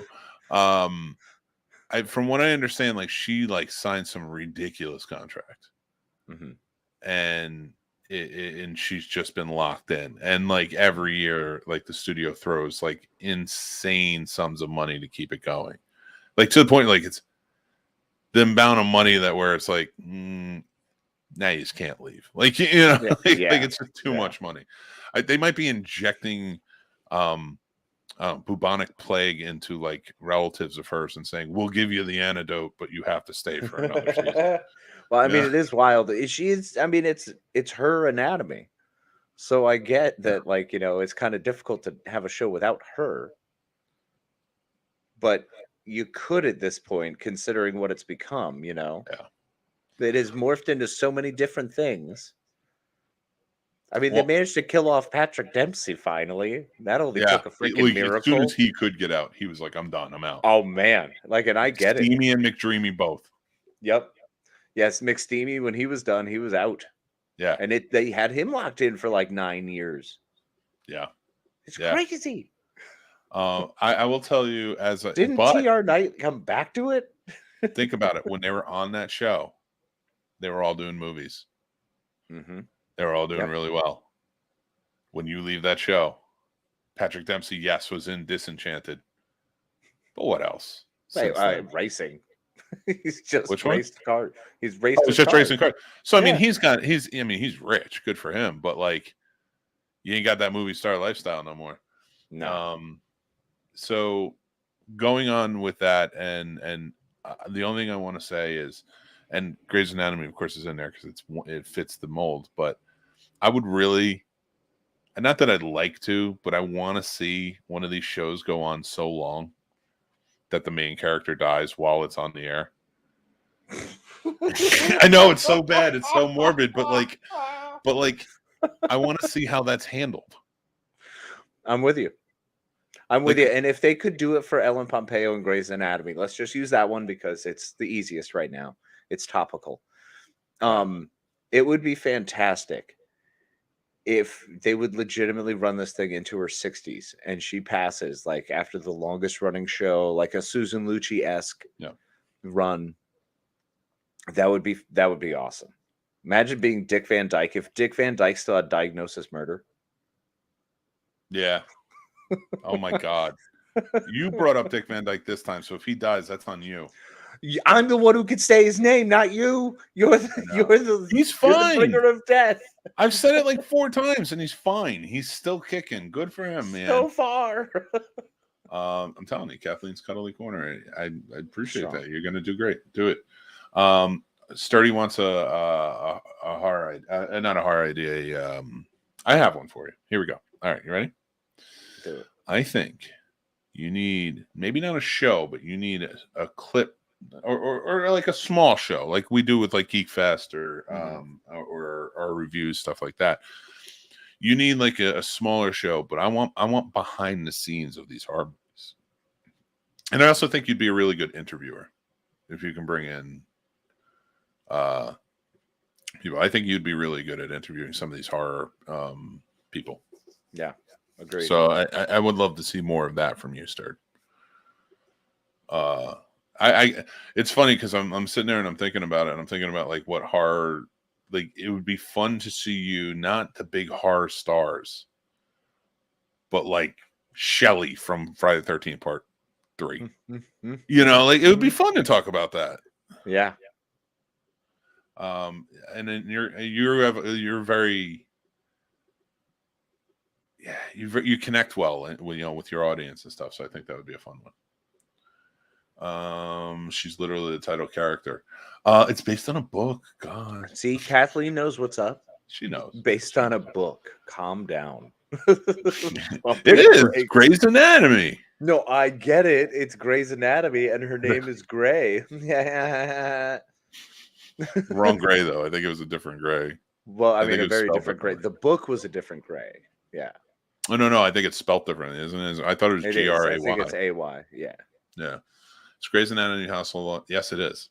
That's 100% fact. 100%. Oh my gosh. Yes. I mean, between the train accident, the plane accident, the boat accident, all the multiple car accidents, the bus accident. Yeah. People with the poles through them, all that fun stuff. Dale is straight up like Mick, you're morbid. Mick morbid. And it's not like I want somebody to die, but everybody dies, and these shows are going to go on long enough where one of the stars is going to, and I just want to see it happen. Yeah, that's fair. I want to see what happens when something like that, because we've seen it with like soap operas. Mm-hmm. But it's so, I feel like that's so, because Jennifer Aniston's dad just died, and he was a long time on the soap opera, and I feel like they have figured out the motion of it. Like, we're gonna keep going. We have too big of a cast and crew to stop this because an actor died. Soap operas are now becoming sort of life. Like, when the actors die, it's like, okay, they died on the show. Their character's dead. We're going to keep this going, and we'll write it in, and that's what it is. Yep. Because they do that. They write day to day to whatever's happening. Yeah, General Hospital, man, they're all about that one. I remember repeatedly watching people die. My stepmom would be like, "Oh, I remember them." I'm like, "What?" She watched all those for many years. So I do recognize it being morbid, but it's also just more inquisitive. Like, it's not like, I hope this person dies because I hate the show. It's like, what if hold on, I got a great idea. What if we just reboot shows with the characters who close to death? So that way we can then run this scenario out. Let's start with Married with Children. I think was that too soon? Is it too soon? Oh my God, it was a little soon. It was a little soon. All right, we're gonna move past that because I just like I'm either gonna go like real morbid or no, and I feel like I need to move on. But I have asked that question about like shows where you do see older actors take on, like with Modern Family. Like, Ed O'Neill's an older dude. He was in his 60s when that started, and it went on for 10 years. Mm-hmm. So I was like, man, what happens if he like? He's such an integral part of the show. And I remember when John Ritter died, and it was only like after season 1 or 2 of Eight Simple Rules. Eight Simple Rules, yeah. And they had to completely change the dynamic of the show. And, of course they wrote it in and such, and it made sense. But like, that show is never the same. It wasn't as fun of a comedy anymore. Right. It became a much more a dramedy-esque thing because you're also dealing with a very serious tragic loss. So it kind of had to go that route. But it's just I think that's what it is. And when I say these long running shows, it's like that was a short run show. Mm-hmm. It's only like 3 or 4 seasons. How do you deal with it in 20 seasons when you have this huge of an audience? It's constantly going, like, and the main star passes away. Like, I think it's just more me wondering that fact. Like, what is it? Like, how would you handle this? Do you just cancel? Do you try and pivot, rewrite? Like Kathleen brought up John Ritter's death as well. But yeah, no, it's just an interesting. I don't know. I just think about it. And no, absolutely. I think it's very interesting. I mean, they could go back with Sabrina, the Teenage Witch, because I'm pretty sure one of the aunts eventually are going to kick it. They were both on the remake show. Were they really? Yeah, they came back. It was very cool to see them. They came back on, not as they were. They weren't the same characters. Yeah. They weren't the same characters. They were, like other witches that were in. But it was cool to see them that they brought them back. God, I want to see that so bad because I'm almost done with the first season. It has been hard to watch that show. It is it's a great show, but it's a show for a younger generation. And admitting that this show is not for me, it's the same thing I had to do with Twilight. I am not a 16-year-old girl, nor have I ever been, and I'm not able to put myself in those shoes. I can't see from that perspective. To me, I'm just like, just fucking dump this guy already. Casey's watching it. Be with a vampire because he's a vampire, and that's awesome. Casey's watching it. He's like, I just want a vampire to bone me. Exactly, right? That's all I want. I'm jealous. Shit, this dumbass. It won't even actually commit to it. Constantly like, I'm scared. Oh no, what do I do? How about you get over yourself and go hang out with an immortal? How about that? Ugh, Bella Swan, the worst. This is just to touch down on Kathleen's thing here, and I've thought about this. David Spade and James Garner being added was different, and it made it a completely different show because they had this whole dynamic. I didn't hate that they were on, but I don't think it was them being added and changing the dynamic in that way because they still added the comedy flavor to it, and you still were able to have the kids be a part of it. My thing with that show was, We all love John Ritter. There's no doubt about that. I don't think anybody here says they don't like John Ritter. Maybe you're saying who is John Ritter, but then you're probably watching the wrong show right now because we're old. And that's fine. If you have to ask who is John Ritter, you get to learn something. Yeah. So that's exciting. But when John Ritter died and it was so sudden in real life, and you're watching the show that he's on, that because of him, let's face facts, we're watching it because of him. We were grieving too. And we weren't ready to move on. So when they added new characters and they were trying to get back to the comedy, I think it was too much. Yeah. There are certain deaths when it comes to celebrities dying that honestly, and I remember Casey and I have talked about this before in the past, like what deaths would really hurt us. Like Robin Williams, of course, is one of them, where the entire world is grieving now. Yeah. Because they were such a big part of our lives. Yeah. And Robin Williams still haunts me. Like that death was still so hard. And I know I'm not the only one. I don't know. It's one of those things where there's certain actors when they go, it's gonna have an effect. Absolutely. And we talk about Robin Williams being a huge one. I mean, he was a huge inspiration to me. I love that guy. And John Ritter was one as well. His physical comedy on Three's Company was something I grew up with. Yeah. Like I definitely tailored a portion of who I am as an adult to him and Dick Van Dyke.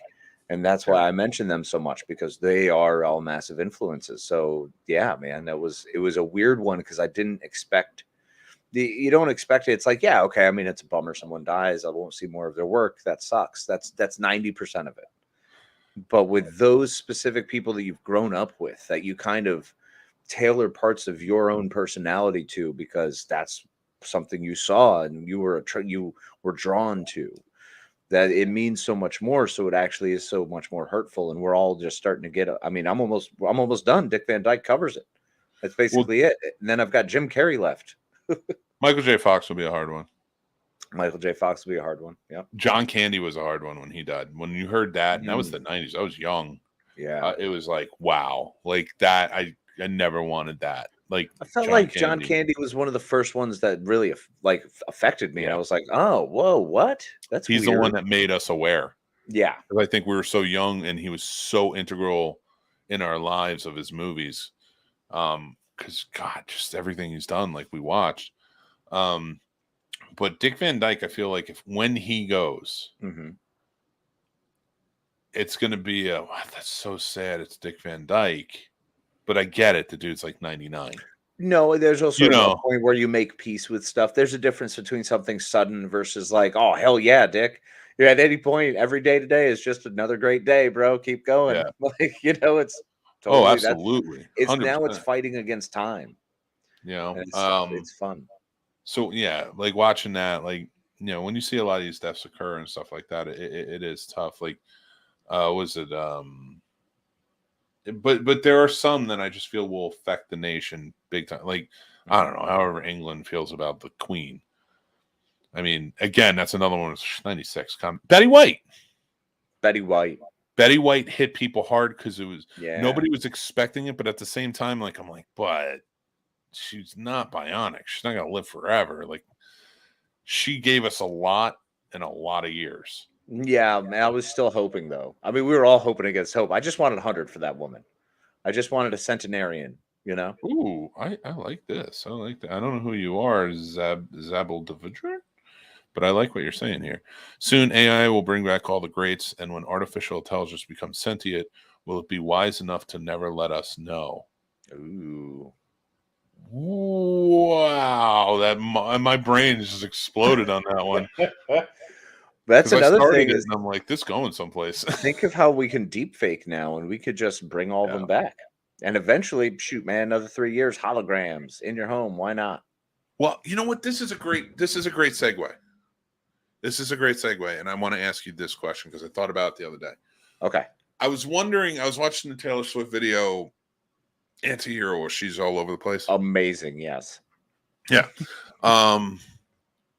And she's sitting there, and they slap high five, and I'm like, oh, that's cool.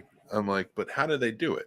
Like, I know they've done it before, but it always looks awkward. But that was like straight on, like did a great job.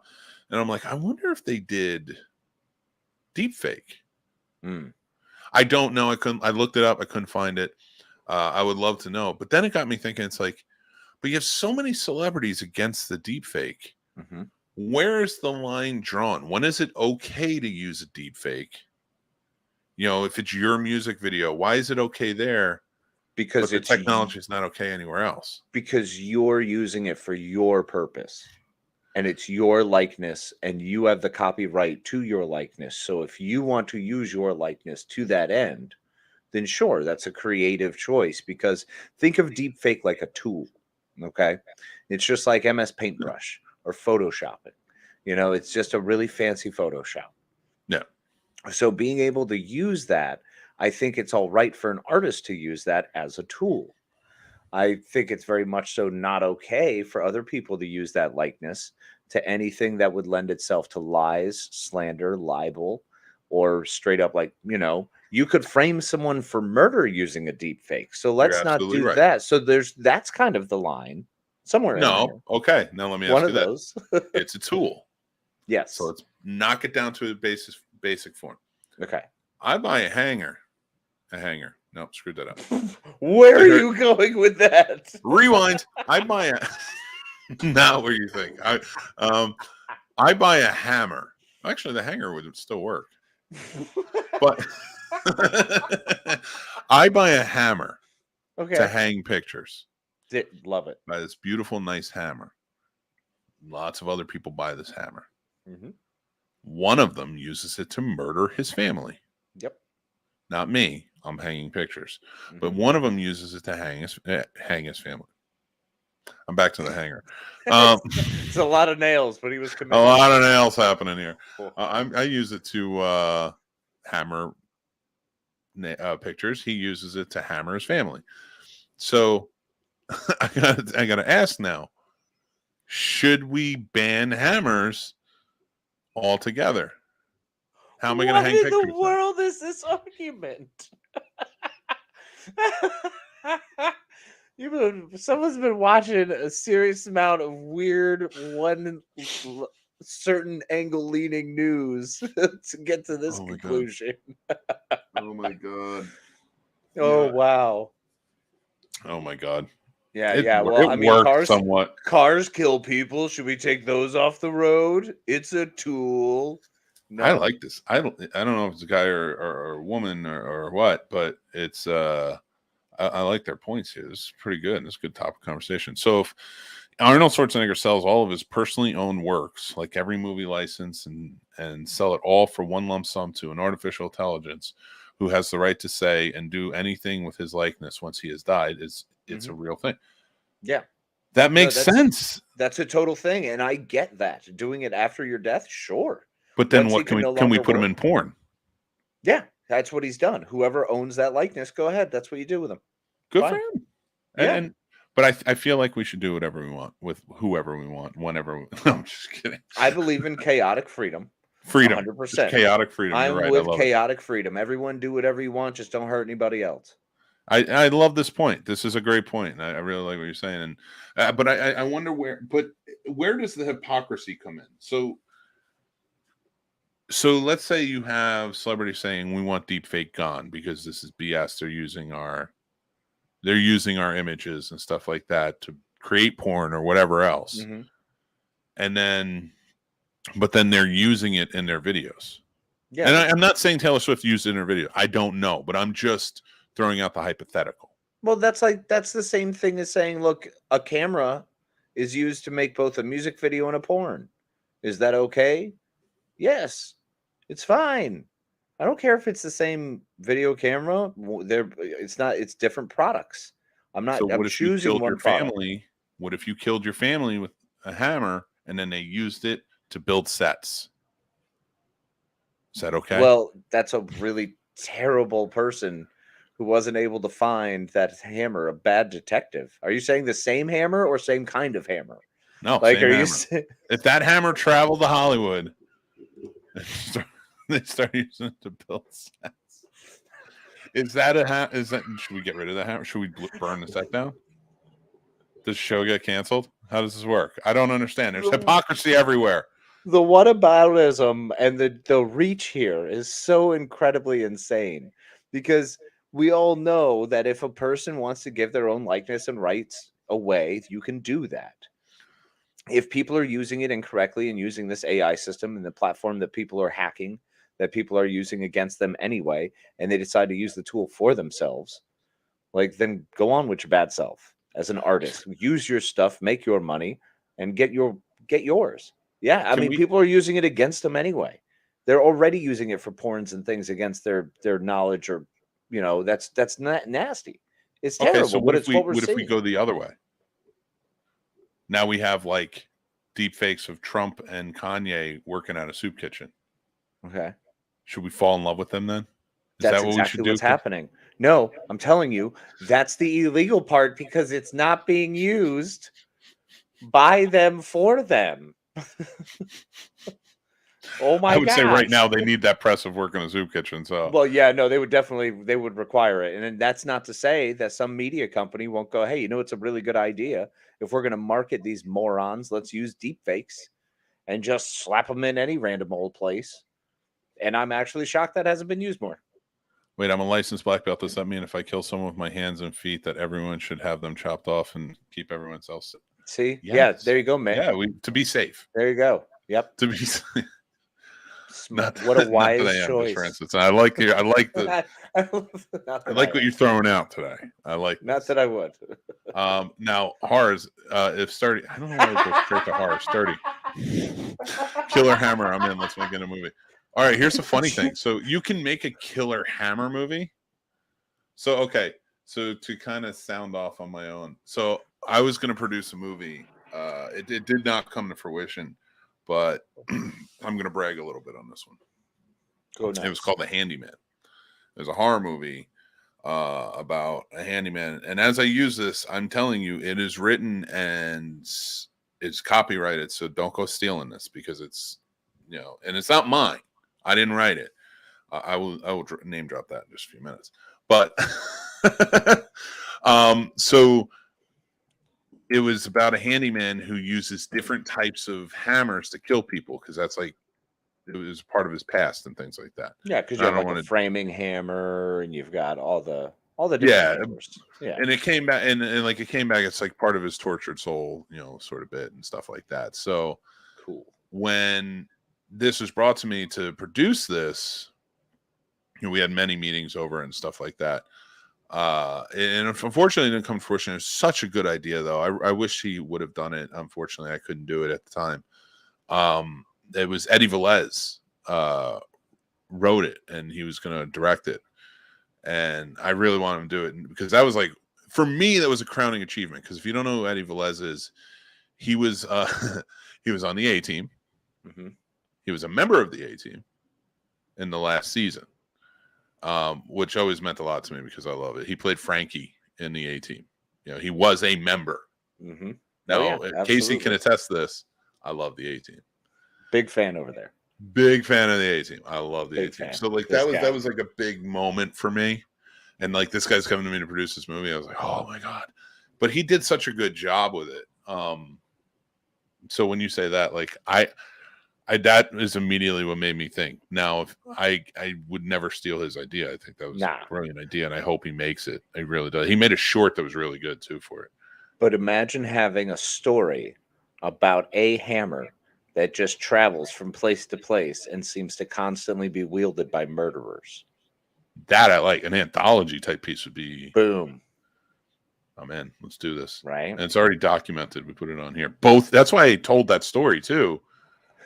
Was to say if anybody stole the idea, it's out there. We know Eddie Velez wrote it, and we'll like don't steal it. Like we have a documented proof.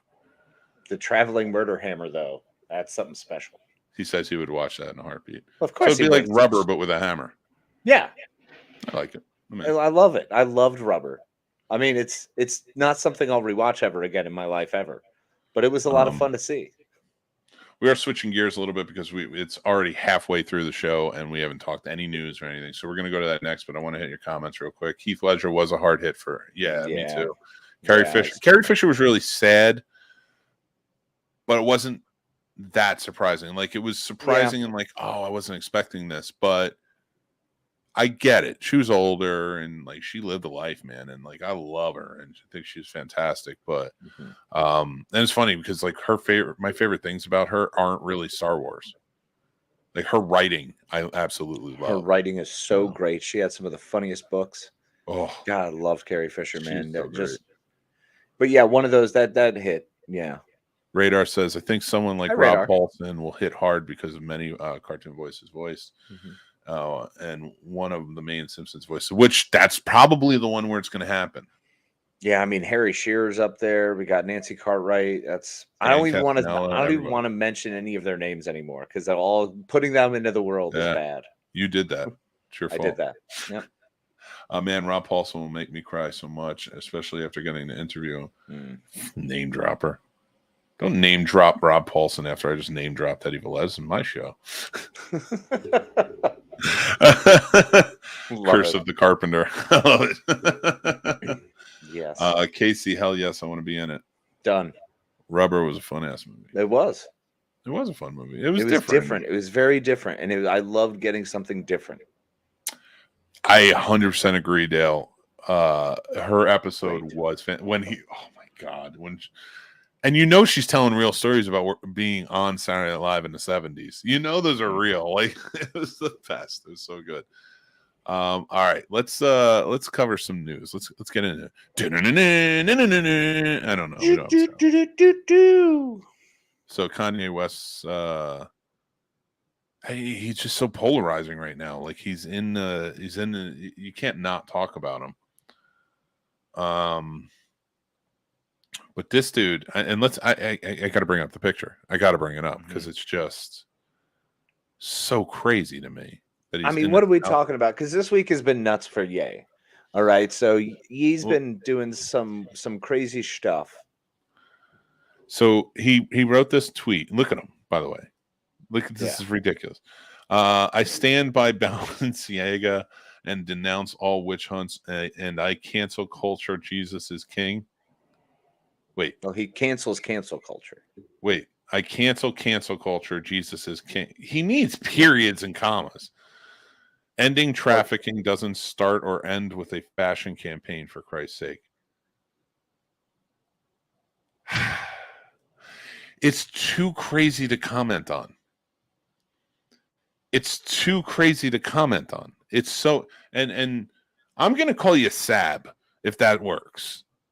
Subturn. I love it. Maybe there's something in there. Is this a coded message?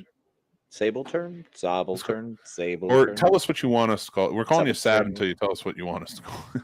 Some of us need really powerful you are not wrong there. And he does. Just that outfit alone, like you're not making a statement. First of all, that outfit is pretty dope if he's getting ready for Mad Max, because I too want to be able to wear my tire armor. So I feel your year. I am with him on this 100% that I want to wear that, or Cyberpunk, whichever direction we go. If this wasn't so harmful, if his BS and the things he was saying wasn't so harmful, I'd be like, let's ride this. Let's be pro Kanye. Like Kanye from maybe 5 years ago, where he's like, I think half of what Kanye says is pretty darn great. I think the other half of what he says is pretty darn awful. And I think he's really unhinged at this point. I think this man is awful at this point. I think it's been grief. I think we're watching the meltdown of someone have just a good old fashioned meltdown when life is supposed to be great and everything's supposed to be up, and then everything is tumbling and crumbling, and it's the straight downward spiral. It's unfortunate to watch, but I mean, after listening to him on Alex Jones' program the other day, when you go on Alex Jones' radio show, and he is disgusted with what you say, and Alex Jones is trying to move topic along because he's uncomfortable with what you're saying as you are praising Nazis. My friend, you've come a little far. You've gone a little too far. Then you really need to chickadee check yourself. But I don't know. Because this Balenciaga thing is pretty crazy.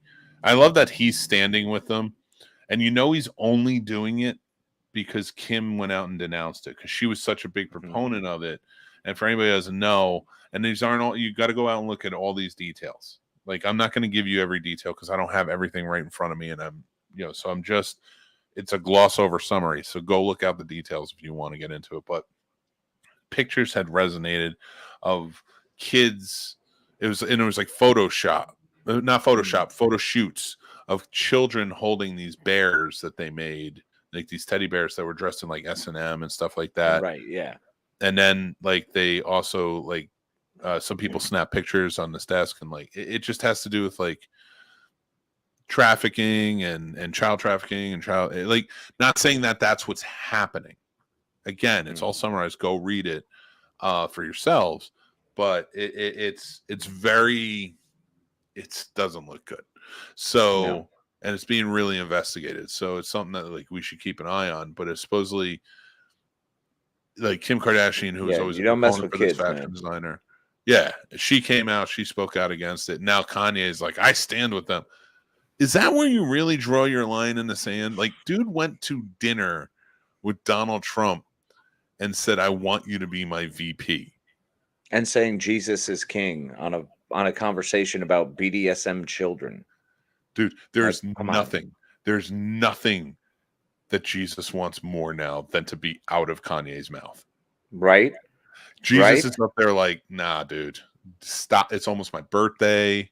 I don't want this. Stop it. There's too many things that happen in my name that I really don't want to happen. Yeah, exactly. I'm pretty sure this is low on the list of crap he's worried about. But honestly, I mean, he is just at a point where I feel bad for the guy. It's tough watching him go through this. It's tough seeing someone struggle with mental illness so much, who's just careening straight downhill and really, really hurting, whatever's going to happen in the future with his kids. His kids are feeling the heat of this. That's one of the things that's weird about being in the public spotlight to that degree, is your children are part of that. So everything you do is a reflection, and they take it. They have to eat that.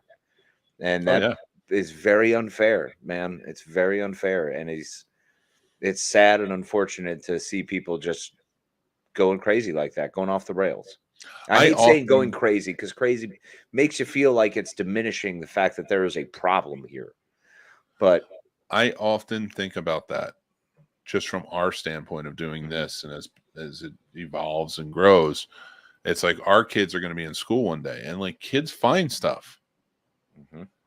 And it's not like we say anything that's bad, but like we are two parents that are, when our kids are in school, like, what are the kids going to say? Are they going to make fun of them for it and stuff like that? I don't know. I hope not. I mean, there's always going to be some jackass kid who's going to make fun of somebody for something and look for it. I do think that this is a medium that kids accept, and it's growing more. So it's not really as much to make fun of, if that makes sense. Like you can make fun of things, but I think it's just more accepted. You know what I mean? Like you wouldn't, like we went to school with somebody whose parents was, when we were kids, was in the nighttime news or something, you wouldn't really make fun of them for it. You'd be like, that's acceptable medium, you know? So I feel like by the time my kids are in high school, like this is an completely acceptable medium. Yeah. Podcasts will be a thing. Yeah. Podcasts are a thing. Podcasts are a thing. Yeah. Yeah. I mean, 2020 proved that. Too many people have a microphone. That's the problem. And we need to take it away from more people like Kanye and Kathleen. No, I'm kidding. So I just picked a random one, but if we only had a punctuation, it's true. Kanye West is embarrassing as hell. Yeah, it's just not no other way to put it. Agreed, sturdy. Honestly, Mick said Kanye, and I wanted to shut the show off. Bye. We talk about news, and he's the number one thing in the news right now. Him and Elon. Are you just not going to say anything now because you don't want to say anything embarrassing? What are you talking about? No, I'm kidding you. I'm kidding. Oh. I do feel he needs help, but I'm just joking. I'm going back to what I was saying. I do feel he needs help, but the shit he says is hurtful. And on top of that, being a black man in America, he should know how it feels with the stuff he says about the Jewish community. Yeah. When a member of the black community makes up about almost 14% of the U.S. population, and the Jewish community takes up about 2.9%. I think it's actually 17%. I read, and because I read it recently. Okay. Yeah, my numbers are off. I haven't checked out the polls. No, I mean, you were incredibly close for just. I mean, that's like it's like I think there's a hole in one there, and it's like right on the tip, and it's like it might as well be. Might as well be. Yeah. So, but that's one of the things with Sturdy's comment is that's the way it is right now. It's very strange that why is there always someone else to pick on? There's always someone else to pick on. Yeah. Just leave the damn communities alone. Yeah, I mean, we are. That's thousands. We're all just humans, just trying to freaking get through it, man. God, prejudice is stupid. Oh, prejudice is awesome when it's against the right people. Well, in traffic, like birds. In traffic is the only place. Birds. All birds can go. I know you and birds. And bears. Well, you murder bears. No, that's not even your purpose. That is a completely different thing. I respect the bears, but they got to be murdered. See, in traffic, you can be prejudiced towards the vehicle, which is great. That's true. Because you can just mock whatever the vehicle is, and you feel fine. Like I hate other podcasters that are terrible. Yeah, right. And if you're asking yourself, if you're on here now and you're just like, is he talking about me? No, I'm not. Because most of the people you're watching, I'm not talking about. But yeah, you know who I am talking about. People got to stop putting a mic on and cam in celebs' faces when they are doing. But that's that's what they do. You can't stop that. You can't stop any of this. Like especially as being on the level of celebrity, that's just part of your life. It is what you do. Yeah. And if someone like the scale of Ye, who was a billionaire, who is currently the hottest trending news, offers to be on your show, you're not saying no. But at the same time, thinking about all of that stuff and more, you have like him, like celebrities. I feel need to be regulated too. Relegated. You will sit in that corner. I mean, somebody does need to relegate. Comedy, you're on the bench, sure. kid. But, yeah, they need life coaches who literally put them on the bench. I agree with that. But this is a situation where I think celebrities for a long time. Celebrities were able to. Let me take this off because when we come back to it, but no, actually this works for what I'm trying to say. So, celebrities, the people seem to forget have for a long time, and let's just talk about movie celebrities for now. Let's not talk throughout all of history. Movie celebrities, all of those rich, all of that, were able to get away with like straight up murder. Like they could get away with anything they wanted, and like even sexual assault and rape and things like that until very recently, until a Me Too movement in 2018 came out. Like, so there was the only way for a longest time that we as like the plebes down at the bottom could not relegate, but regulate these celebrities was with this type of, like, for lack of a better term, canceling them. It's gone haywire and we're regulating or canceling everybody now. But like, it was one of those things where like, go back and read about the girls and the horrible atrocities that these actresses back in the 20s and the 30s went through. Judy Garland, that story, man. I mean, and hers is still not as bad as a lot. Mm-hmm. And it's not to compare and say, but like there's even worse atrocities, is what I'm saying. There's and the only way like, we as a society, the only way is we as a society could regulate this in these is either turn a blind eye, which a lot of people did, or try and get it canceled as quickly as possible. Try and get it out of there. And turning a blind eye is not regulating anything. That is letting people get away with that's the other way. Yeah, that's the other way. Like either we're canceling or regulating it, or we're turning a blind eye. There was plenty of people who did that and too. I think it's all about actually holding people to task for when they do stuff. Like it's that point of justice, and canceling, if that's a point of justice, then damn Skippy, let's use it, because that might be all we have. But it's going too far. But that's the thing. That's why I'm saying we shouldn't take away the canceling, because again, that's how we regulate these things as a society. And say you're going too far. Like, what are you doing?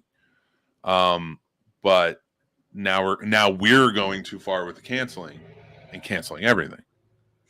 Even if it just irks us. Like if somebody says something stupid when they're 14 and now they're 32, they're getting canceled, and it's like, calm down. Like that's where you're going too far. That's fair. So we can't.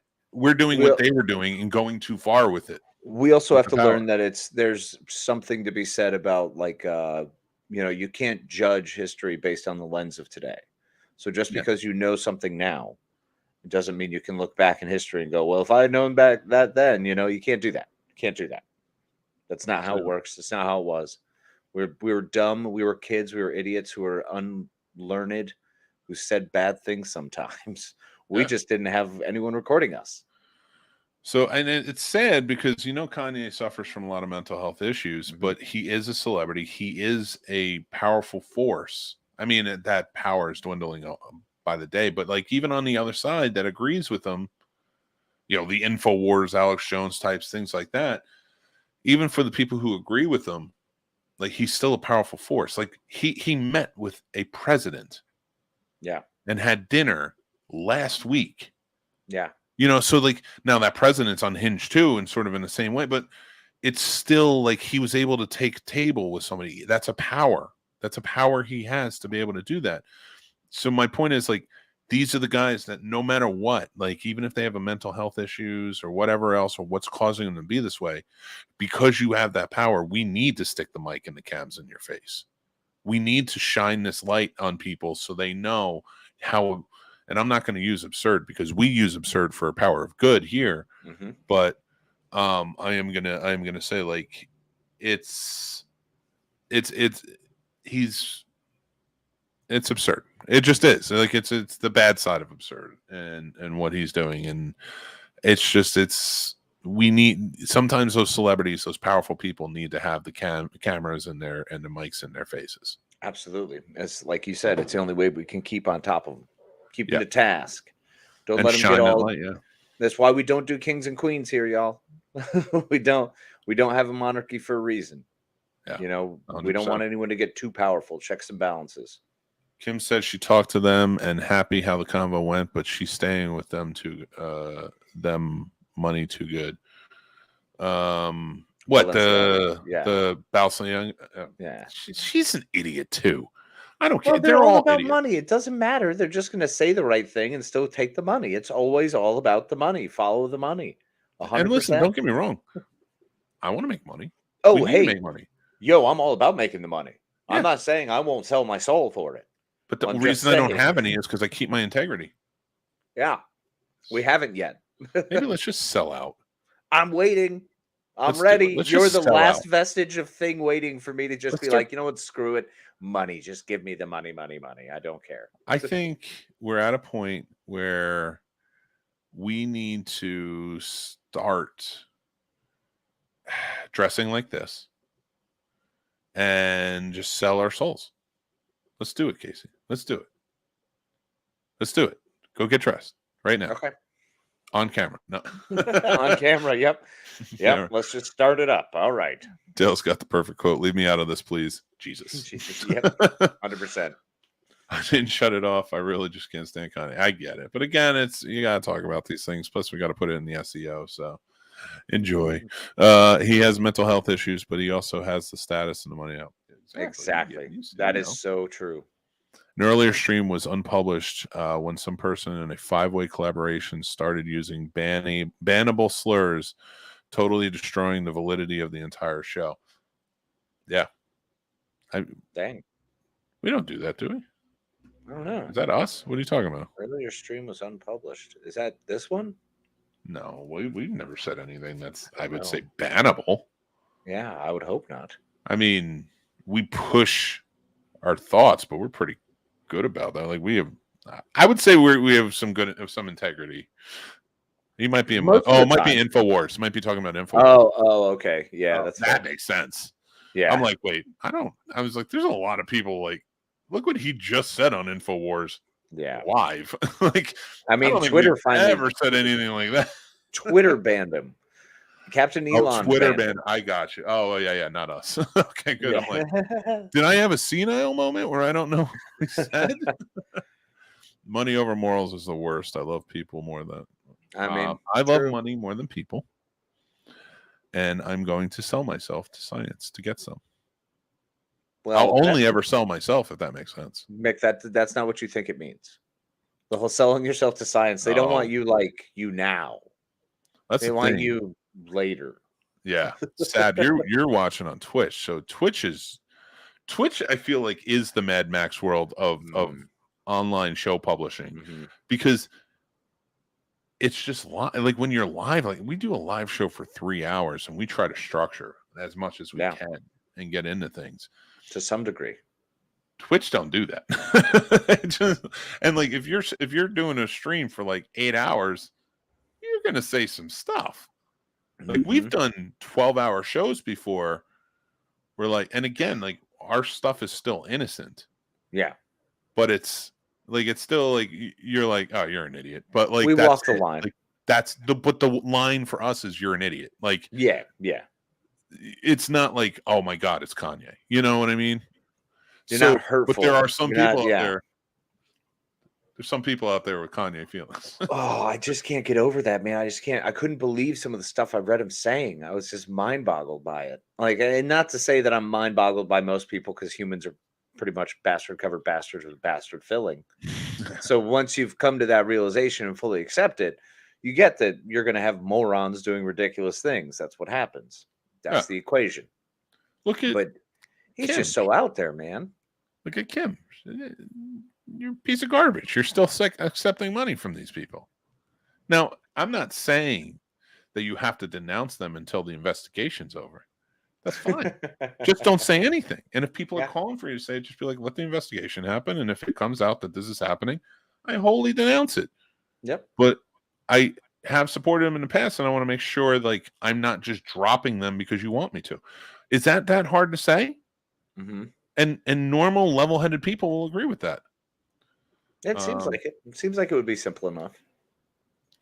It's a very hot topic on Twitch at the moment. Well, hopefully we gain some more followers out of it since we're talking about it. Right? Let's do it. How far can we push this, Casey? I'm going to go full InfoWars. Casey, why do you hate everyone? Now that's a really good question, because part of what's happening here is if every day you wake up and you think like you have some great understanding of what you're supposed to see and what you're supposed to feel and what you're supposed to think, if you have eaten your morning regular bowl of blue Cheerios and you're fully ready to go in Biden's new world, well then let me explain to you why science is not your friend after you buy my miracle knee cure. That's right, folks. I've got a miracle knee cure. I would buy that. I need a knee cure. See, there you go. I've got this. You sound just like him. It's odd.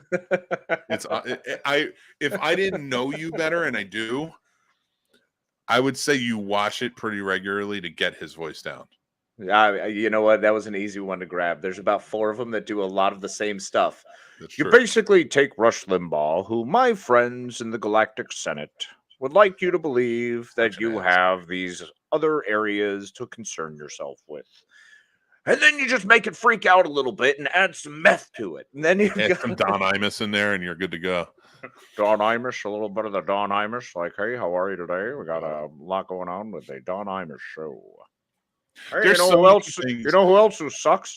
Everyone. There's so many things. Like when these guys get hit for saying stuff that's racist or just like Alex Jones, like everything. It's just like really? just talking. It's just like, I mean, we do this. This is our living. Like we do this. We talk. And at no point during our conversation today am I thinking about like truly saying anything racist Can't wait to mean, slip in this or- racial slur or something like that. It's not like It just never popped up. Like I don't know, but I think this is where like my disconnect happens, because it's not like me. We're decent human beings. It's just like, no, I'm just feel like that be a should dick. like I just don't think about it. Yeah.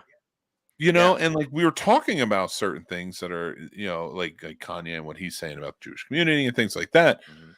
And it's like I look back and I'm like, and this is not me. I don't know if this is the right thing to say or not, but I'm going to say it anyway. I'm excited. Go where are No, we going? I don't think about the Jewish community enough to have any sort of hateful thoughts. Is that bad to say? No, that's totally makes sense. I get that. But in fairness, like I don't think about any group enough. Like okay, Fair. Yeah. I'm gonna quantify this. Please. Which is a bad idea. Yeah, this is terrible great. idea. Let's just do the weather. Let's just do strap in, everybody. Like, okay, Sturdy's our friend, right? Sturdy's black. Yes. Here we go. All but right. when I think about Sturdy, I don't think Sturdy's black. Mm-mm. And I'm not saying that I don't see color, I don't see culture, I'm not saying that. That's stupid. What I'm saying is, when Sturdy comments, I'm not like my black friend is commenting. You know what I mean? Like I'm not. That's not my thought process. You don't? No. I recognize that and I'm using you as an example, Sturdy, and I'm sorry, but I recognize that he's black. I'm just saying, I don't like when I'm sitting there watching the news, and something like this comes up. I'm not sitting there thinking like, oh man, black community is really suffering. I'm just like, man, that really sucks. These people, not these people. No. The people on the news, human beings on the news. Yep. Not thinking about color or anything else. Nope. I'm saying, but it was like, hilarious. That really sucks for what's going on. Like, so, like in Denver when they had the shooting at the gay nightclub, I wasn't like those poor gay people. I was like, man, those people really suffered. That sucks. That sucks. Yeah. But there are legitimate people out there who see that and they're like, finally. And it's like, it's horrifying. Like it's just horrifying that some people think that way. Yeah. I mean, it's weird when I'm not going to out anybody. I have lived with people who do think that way because they spoke that way.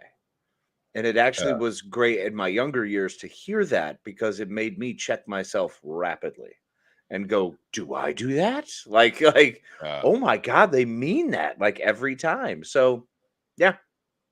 Yeah, no, totally get it. It's such a scary thing. Like, that like stuff like this, like Kanye's literally sitting at home thinking about, he's either nuts or he's really trying at something. I don't know. Grasping at straws, disability pay or maybe what? connect to the group that's most reached out to him and been most positive to him. And unfortunately, that group is hateful to a lot of people. And at their core, we're actually probably more hateful to him than he's aware. So it's so odd, but horror with Sir Sturdy. I wish you would every time I comment, I'm your black friend Sturdy. Yeah. First of all, I'm not doing that because yes, that would be funny for us right now. But if I do it on next week's show and the people who are watching that haven't watched this, now it's just me literally pointing out my black friend Sturdy. And I don't want to do that. I want to go back to my like thinking of, I don't see it that way. It's just my friend Sturdy. Yeah. They did a good show last night too. If you guys want to check it out, Horror or Sturdy. They did Prince of Darkness. Prince of Darkness. Yeah, I saw that. I listened to it for about a minute and then was aptly into my show, unfortunately. It ended too quickly though. They did a short show. Oh yeah. Because I got there a little late and I'm watching it and I'm like, why is it over? What happened? What the talk for like 10 minutes. But yeah, no. So all right, let's switch gear. First off, we got to get to the weather. Let's get to the weather. Let's weather it up. All right, everybody, we're bringing it in. You ready? You ready for this? Hold on, let me pull it up. I'm gonna pull it up on my screen here so we can talk about it. So today's weather is brought to you by Akron, Ohio. Go to Akron. They have chips.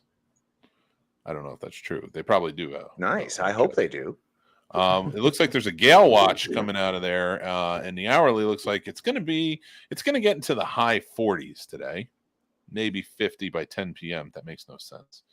And it looks like it's going to be an overcast day, maybe a little precipitation coming in to Saturday. I'm not good at this, but weather in Akron. No, you're absolutely nailing it. I think that's great. That's how you do weather. As I we think see so. that weather all over the place for today, Friday, December 2nd. Do we have a 10-day outlook or maybe a 5-day to see what this I can weekend do that. kind of look I like? can do a 10-day outlook. Sure. Absolutely. 10-day. Let's see how it's going to look over the course of. So it's going to be in like the high 40s for the next, time until next Friday when it dips into the 30s, and then the week after that it's starting to. So, you're getting snow on the 14th wow. and 15th. So excited. So excited. White Christmas, man. Oh, you White get Christmas. snow. You're getting snow. Good for you guys. I almost did Toledo, but I went with Akron first. Well, we're not Christmas yet because that's only the 14th. Whatever. I'm sure if no, they're getting it there, they're going to get it later too. That's fair, probably. So good on you, Akron. Good on you. Good on you. Way to go. Way to weather. Enjoy that. Everybody loves snow during Christmas time. It was after Christmas. You're like, no. Because then We're you're done. back to commuting in it. At Your least when magic you're is gone. Yeah, the magic is toast. Excuse me. All right. So did you see what's his name? Biden might switch the Democratic primary spot to South Carolina. Oh, interesting. That'd be Yeah, very he's from Iowa to South Carolina. Huh. So, dude, I got the ring light and my phone. Like every time somebody passes by my house, not the ring light. I see ring light, ring doorbell. Right. So with the camera and the microphone and Mhm. everything, and every time somebody passes by my house, I'm like, Jesus, why are you ringing me on this? I don't care about the garbage truck. Like, and so it's everywhere. But here's why I got it. Right. One, we've always talked about wanting them. We're going to put them up all around the outside of the house and inside of the house. Mhm. I'm security, man. I'm all about security now. I don't even have anything anybody wants, but like I'm all about securing that thing. No, like Well, I don't know. I have a hot wife. And I'm sure a lot of people Yeah. want that. I do. I can tell you that much. Well, there you go. I like how we're dropping viewers because I'm talking about my hot wife. So It is also 9 a.m. A lot of people It are is 9 probably a.m. getting ready to head to do stuff. you ain't lying. So we should start at 6 a.m. is what you're saying. I'm okay with that. No, I'm not doing 6 a.m. Let's go 6 to 9. No, I'll do 6 to. I don't know. I can't do that. That's too much. It's a lot of stuff right now. I got a lot going on. I'm going to see Violent Night after this. So Oh, nice. Are you lucky? yeah. Ooh, what's that? Oh, you want me to pull up the thing? Okay. I'll pull Oh, it up. yes. So we've got a traffic report. Hold on. Let me get it first. There's a pop up. I got to get it. Oh, Have you ever seen the Virginia 511? no. That's what we used to use for, and there's cameras everywhere. So I always Oh, knew when really? there was traffic everywhere because that's what we used when I did the traffic. Nice. Okay. FYI, Yeah, I had no idea. I realized that I professionally did this. I'm not doing the traffic, so good on you. Here No. you go. That's on me. So what we've got hanging out for you folks here today in Georgia, down in Atlanta, we're looking at some hanky stuff around 285, the intersection of 19 and 285 on your way in. You also are dealing out towards Gwinnett Place. There's looks like an accident on 85 that's backing you up on your way into the city. As you're moving around 285 down towards Mableton and 280, you'll find yourself stuck in another accident. We're backed up and slow back on 20 at right before the intersection of 285. You're doing pretty Further good. into Atlanta, once we're north of 85 or south of Atlanta, heading north on 85, you'll find yourself trapped inside the very center near Capitol Gateway, just off of Pollard Boulevard. Well, have you ever And- been? I know I'm screwing this up for you. Have you ever been interested in doing traffic? I mean, I would do any of those bits. I love those bits. I think those put you news in or touch with weather my and traffic bits are awesome. And just to wrap up there, you do have a sorry. construction closure on the MLK Jr. Drive in both directions on Forsyth Street. All lanes are closed. So good luck out there, Atlanta, and hopefully drive safe. Yep, legit. Yeah, you should. I mean, it doesn't pay nearly as much as you make now, but like, you'd be good at it. It'd be fun to do a bit of that. Be able to something I can do just randomly during like, hey, I got to take a 10-minute break. Run out. Yeah, right. Break room with a laptop, fire it up, do the thing real quick, run back. I will tell you, it's a lot busier than that. Oh yeah, no, I'm sure Because you got to produce it too, so you have to put in all the accidents. Oh, that's cool. And all the stuff going on. Now it's automated, so everything's there for you to do it. Okay. But it's just a lot because you have to keep track of everything, and you have to anticipate stuff. Right, like what time, when things are going to be where, Remember when I would call you before you were really like leaving work, and I'd be like, "Hey, dude, just so you know that this is starting to happen on 66."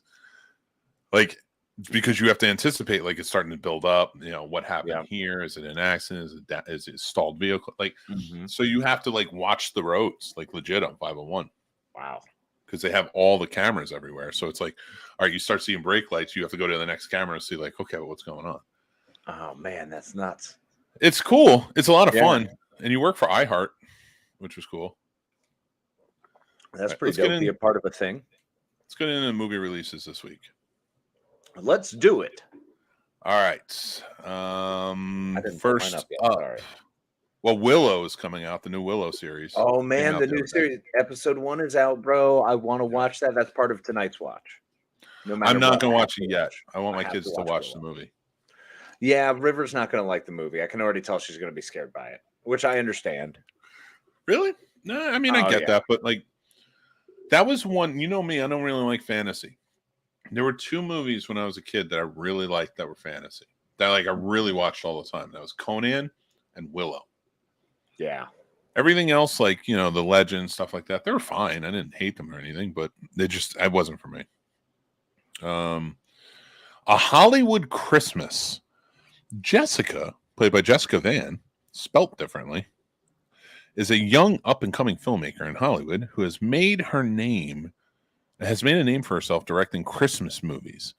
But when handsome network executive Christopher Josh Swickard shows up threatening to halt production on her latest movie, Jessica's assistant, Rena, points out the irony. Jessica isn't trying to save her Christmas movie. She's actually living in one. Jessica must now juggle all the classic tropes, actors falling. This is Casey's movie to a T, and it's an HBO Max movie. If there's a movie that Casey's going to watch this weekend, it is 1,000% a Hollywood Christmas. You're not wrong. Well, we have to watch a movie. We have a movie to watch. Yeah. My Southern, like, Christmas, whatever. So there's a Hallmark movie that came out this year that we will be watching and we will be reviewing together. Casey, we were watching this movie. I'm in. And it stars Bruce Campbell. It's a Hallmark Christmas movie starring Bruce Campbell. And that's where that is my line. If Bruce Campbell's in it, I'll watch it. I'm so happy we found that line because I hope this opens a whole new world for you. I've seen Hallmark movies before.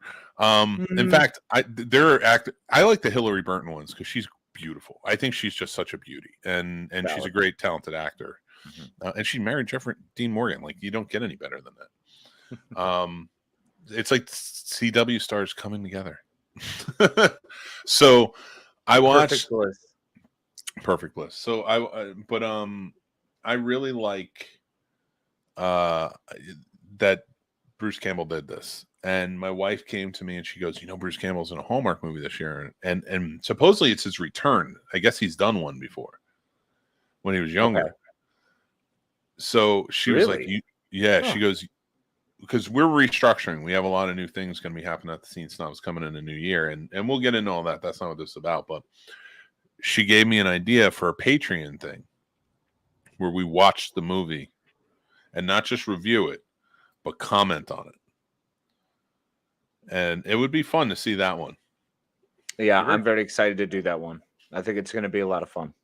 Yeah, that's another one too. I'm with Radar on this. I want to see that horror Grinch movie, the mean one. The mean one. Yes. Have you seen the trailer for it? Yes. It's ridiculous. That looks really good.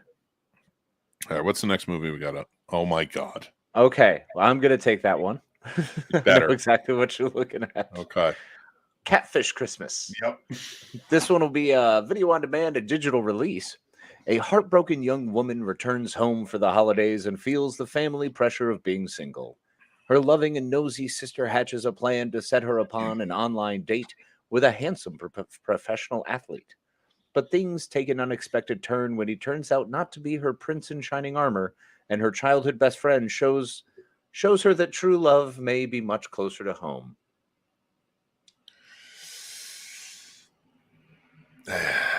Yeah, it's not going to be great, but I'm excited to check it out.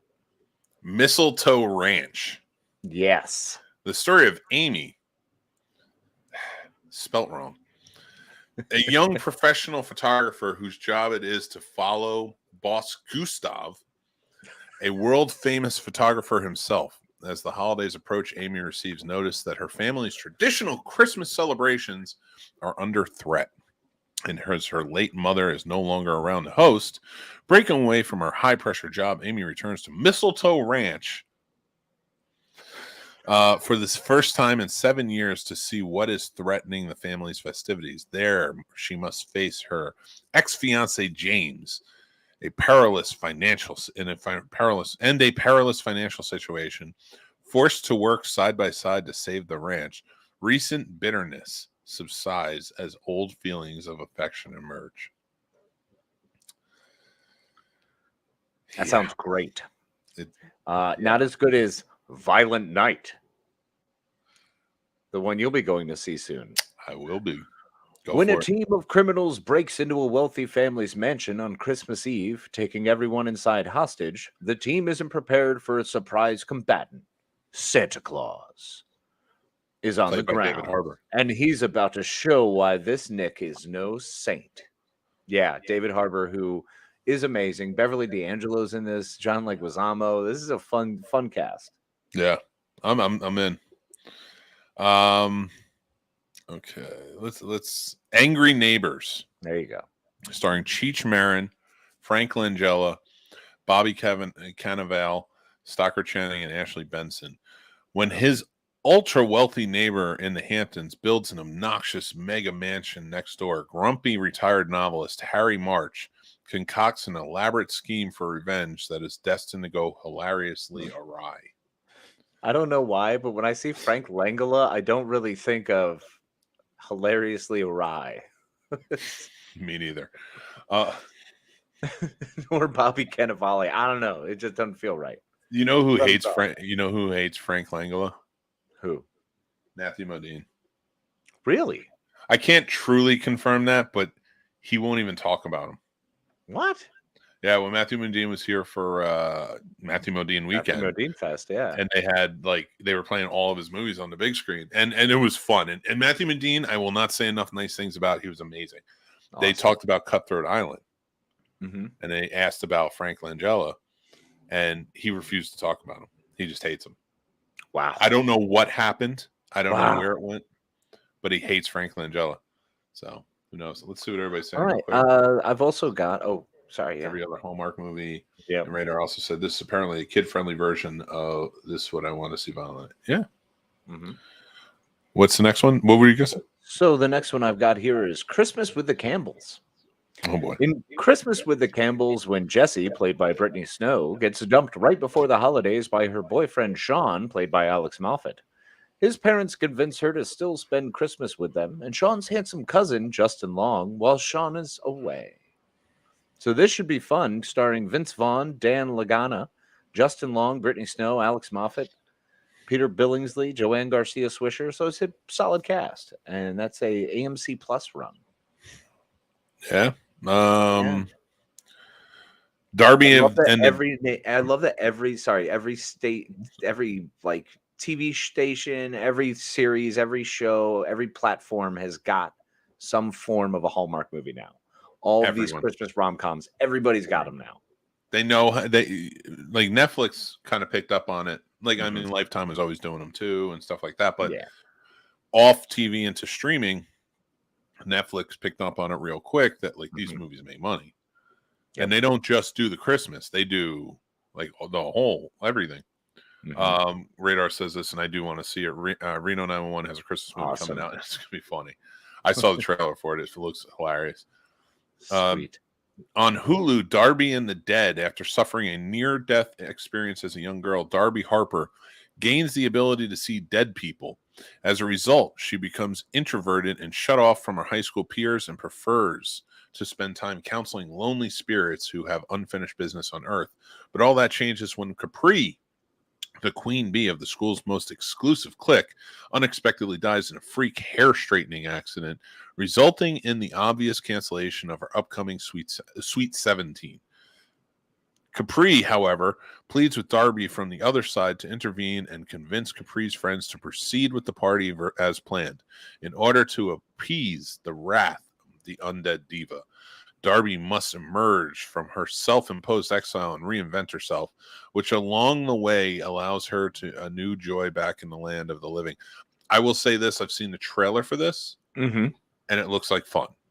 Really? Okay. That whole description sounds like BS. Yeah, I was. You were losing me a little bit. It sounds interesting, but the trailer does look like fun.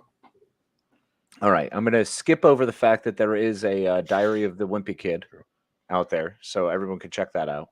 Yeah, go look at that. We do also have the new Will Smith movie out, currently limited run, called Emancipation, which is an enslaved man embarks on a perilous journey to reunite with his family in this powerful film inspired by a true story. So, I mean, it's supposed to be good. I've heard people have already seen it and have different reviews coming out about it little bit by little bit. So it seems interesting. I will reserve my judgment on it until I see it. But, I mean... I'll see it. I will definitely see it because I love Antoine Fuqua. And I listen... No matter what Will Smith did, I like his movies. So, like, he's a good actor. Yeah, but it is catching. I don't think it's going to do well because a lot of people are like, after the slap, they just don't respect him. Yeah, and that's sad because again, he's in it and he does fine in his movies. Right? But respect the directors and stuff. You know, I heard he smacks a guy. Yeah, probably right in the mouth face. Now, the only way you fix that is if he ever does like a slapstick comedy, get it? But he does slapstick comedy with Chris Rock. Yeah. Can we get a buddy cop movie with Will Smith and Chris Rock? Chris Rock has 25 minutes of just smacking him in the face. Oh my God. I am skipping around because there's so much stuff. There's a lot of stuff. Yeah. There's so much. And I'm gonna go with highlights. If anybody wants to go see in the full list, you can on Movie Insider. But there's a new Scrooge, A Christmas Carol coming out with Olivia Colman and Luke Evans. That sounds cool, but it's an animated.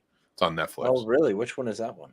It's called Scrooge, Scrooge, A Christmas Carol. Oh, okay, cool. Spoiler alert is limited. Sorry, I was just kind of.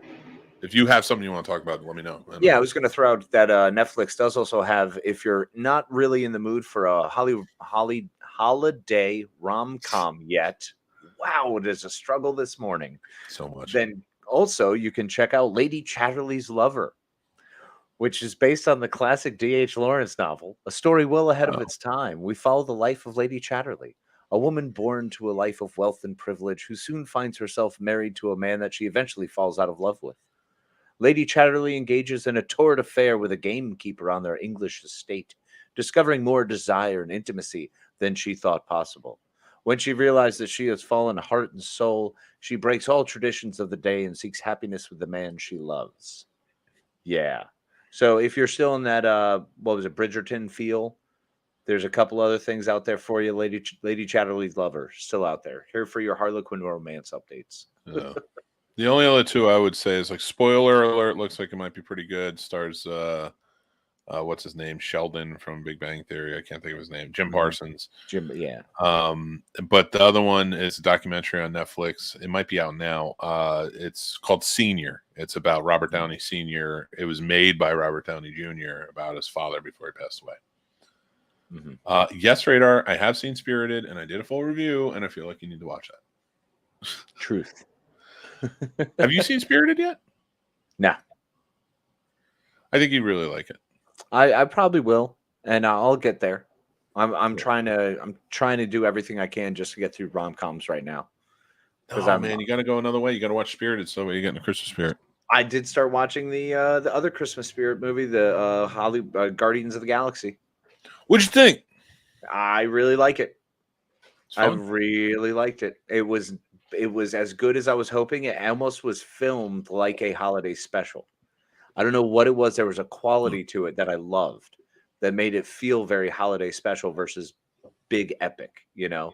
Yeah. So I was a fan of it. They did a great job. Well, let's slip into going off of these movies. Let's slip into the trailers that have just come out because Guardians of the Galaxy is a good way to switch because the new trailer for the third one just came out.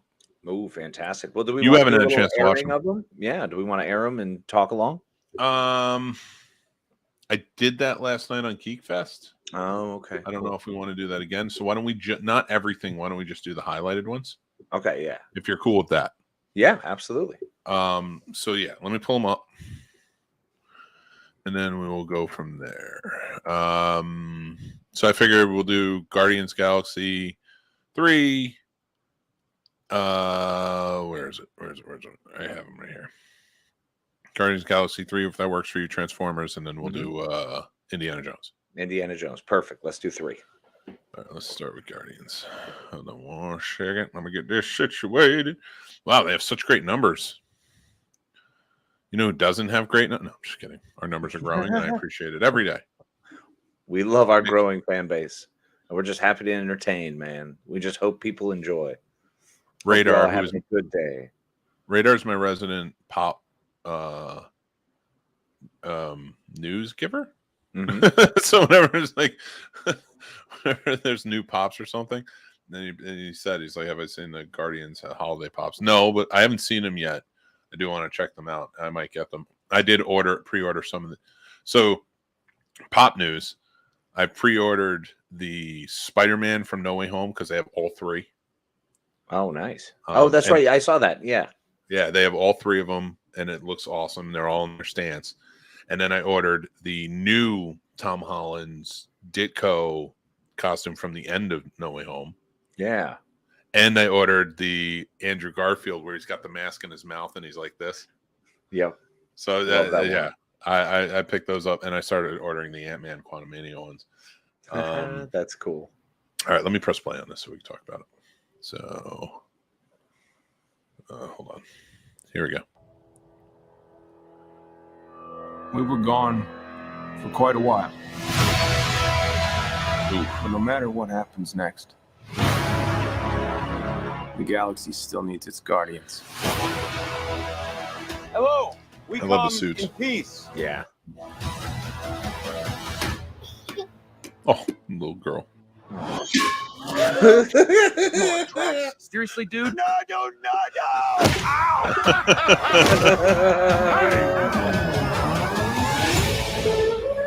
Oh, I love it. Amazing. Don't forget where we came from. Oh, rocket. We have been running our whole lives. Pete, I'm done running.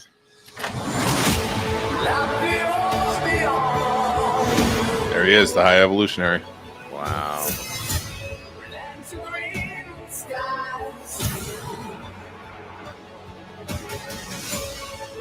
We'll all fly away together. One last time. Into the forever and beautiful sky. Adam Warlock. No, that's Warlock. Awesome. Yes. Yes. Yeah. That's going to be amazing. Anyone who gets in our way. No, not kill anyone. Kill a few people. Kill no people. Kill one guy, one stupid guy who no one loves. Now you're just making it sad. They're so good. And I'm so glad this is it. Yeah. I'm so glad this is done because those movies will never be the same without James Gunn. Well, they won't be. They won't be the same without James Gunn, and they did something special with the way they were able to bring the comic book to the comic book movies.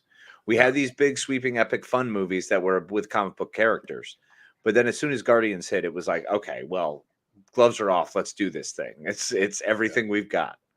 So they fired with both barrels, and they just nailed it. It's definitely one of my favorites. So to make a societal complaints real quick, like how we were talking about Kanye and stuff. Yeah. Stop treating Chris Pratt like people. They're treating him just like they treat Kanye, and he doesn't deserve it. As a good man who just believes in God and does his thing, that is a Christian I can get behind. I don't think he's actually getting as much flack as he was before. I think people are just being crappy about him. I mean, if there are, that's fine. I don't see any of those voices as any that matter.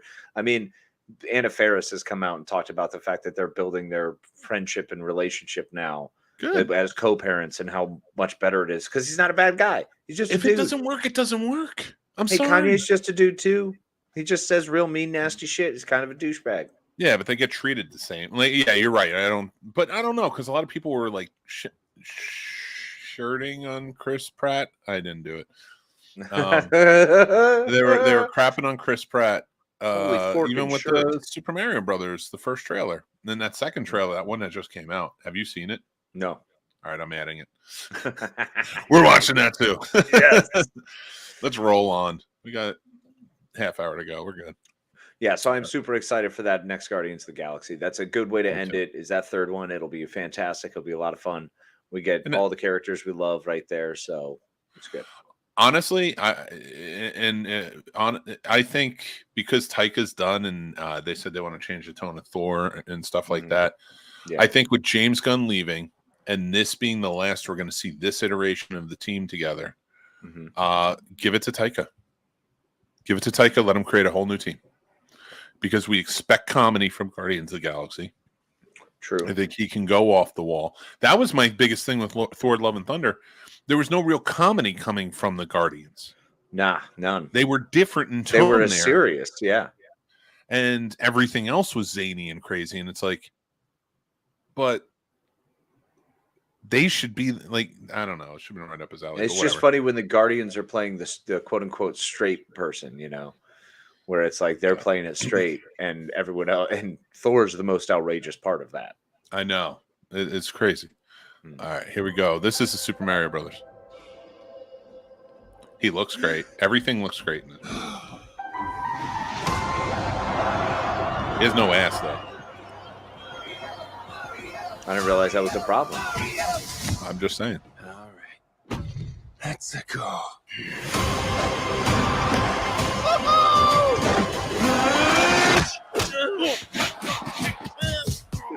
Oh, okay.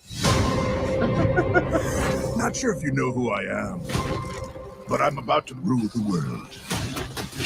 Wow, yay. But there's one problem. There's a human, has a mustache, just like you. Do you think I know every human being with a mustache wearing an identical outfit with a hat with the letter of his first name on it? Because I don't. Bowser is coming. Together, we are going to stop that monster. How? Look at us. We're adorable. Oh, I got this. No problem. Yes! Come on, Mario! Our big adventure begins now! Ah! Get it off! Get it off! Get it off! Raccoon suit. There's a huge universe out there. With a lot of galaxies. They're all counting on us. Mario!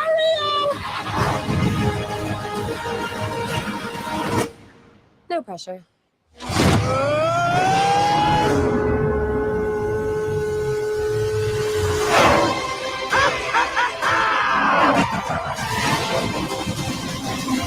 Wahoo!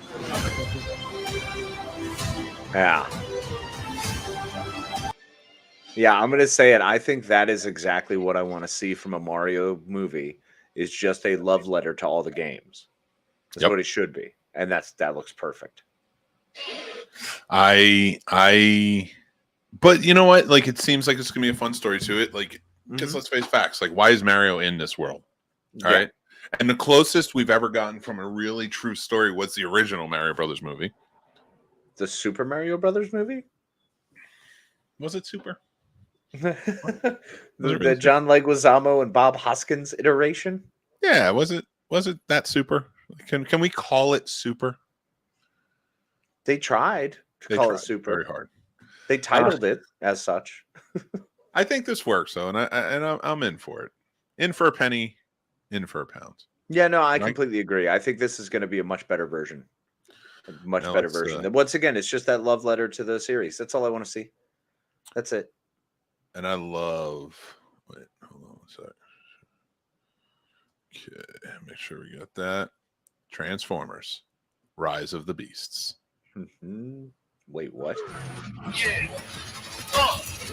Yeah. It was all a dream. I love your face. You're like all in.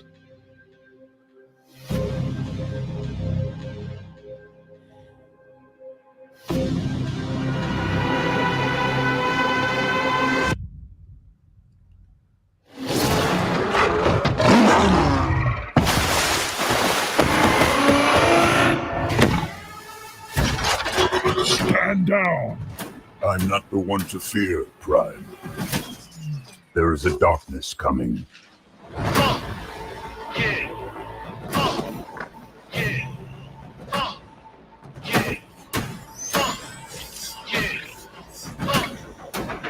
It was all a dream. Pull over! I'm not driving! And if you don't know, now you know. Love it.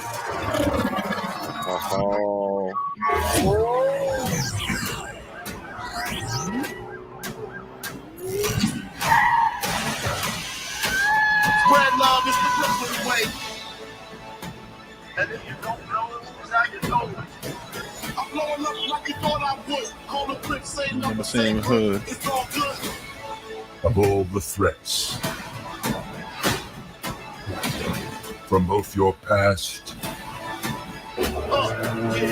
and future, It was all a dream. you've never faced anything like this. Let them come.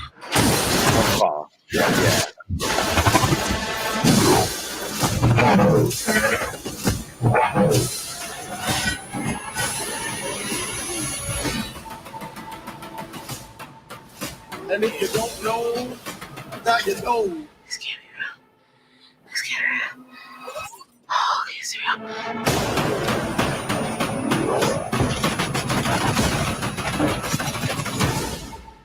Yeah. What do you think? All right. So, firstly, I'm going to say giant fighting robots always win, no matter what. Always great. So, I am going to definitely go see that. But the fact that they are doing the Beast Wars, some of my favorite characters, like, and they look to like be doing it really well. It's very clean and polished, and they're focusing where they need to focus. Not like there were a couple in there that I struggled with. Yeah, this is the Optimus. This is my Optimus. That's Optimus, right? Yep. They all look good. Yep, they look fantastic. The first two weren't bad in the Transformer storyline, but honestly, the last couple sucked. That Fallen Knight or whatever it was terrible. Yeah, I didn't want the one before that with Wahlberg. Yeah, I didn't mind. It was all right. I liked that one, and then they went into whatever the last night or whatever it was. Yeah, it was just kind of like, why is he the knight? Right? Yeah, I didn't like the story. I didn't care for it at all. So this looks exciting. This looks exactly what I want. So I'm stoked. I am in. I like it. I like that they're all connected in some way. Yeah. I understood the looks of everybody in the first couple of movies because it's like you got to sell new toys and. Oh, of course. Whatever. That's what it's all about. It's selling these toys.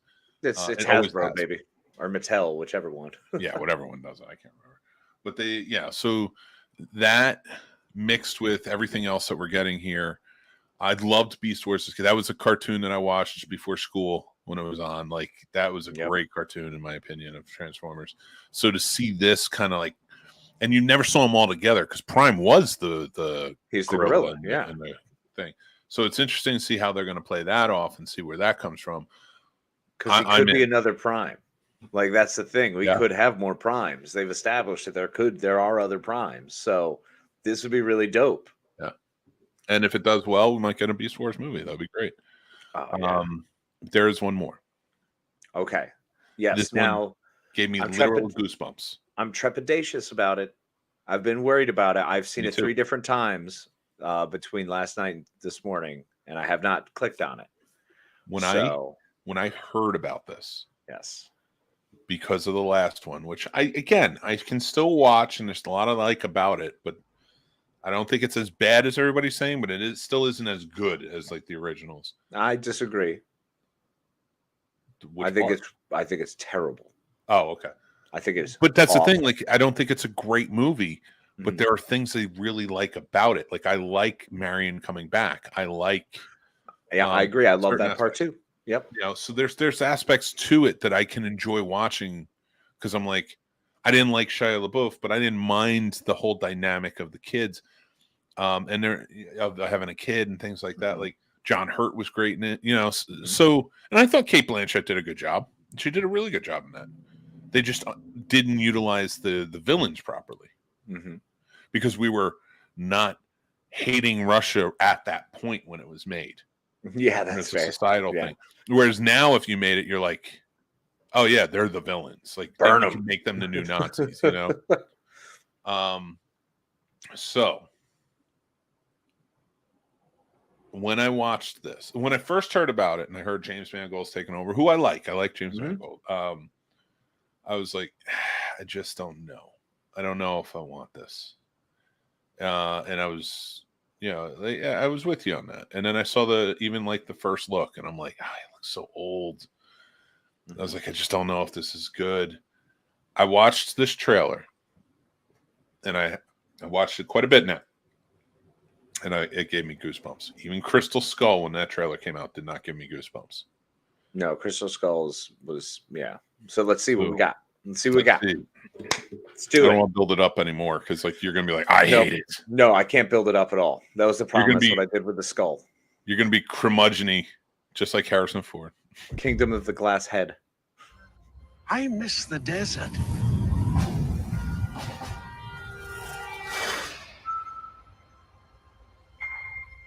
I miss the sea.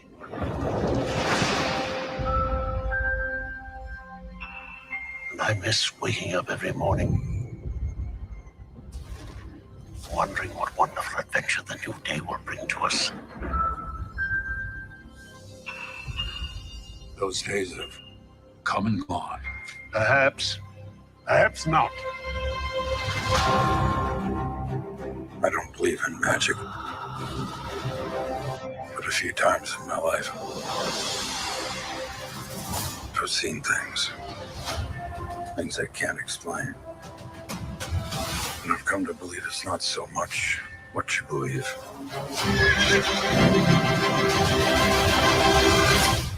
It's how hard you believe it.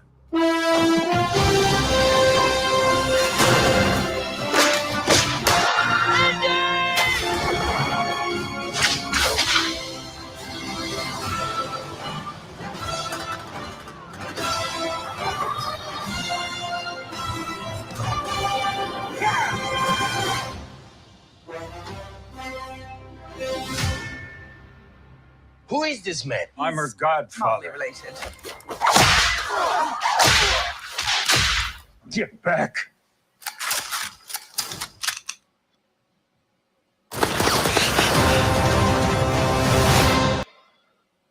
What do you think? Yep. There's my Indy. That's my Indiana Jones. Here's what fits. Crystal Skull, he was older. He was much older. And they never really elaborated on that. They almost treated him like he was in his 40s. Yep.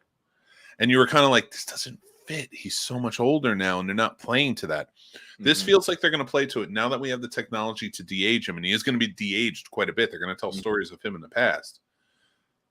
I'm really looking forward to a lot of that action occurring when he's younger. Absolutely. And the fact that we're getting Phoebe Bridger-Waller or Waller-Bridger. I always screw that up. Phoebe Waller-Bridge. Okay. I'm super excited for her. I love her. I think she's fantastic. Yeah. So whatever they're going to do with her is going to be great. That is an Indiana Jones movie. That is exciting. I get to see Salah, and you know, you give me Salah. He's one of my favorites of all time.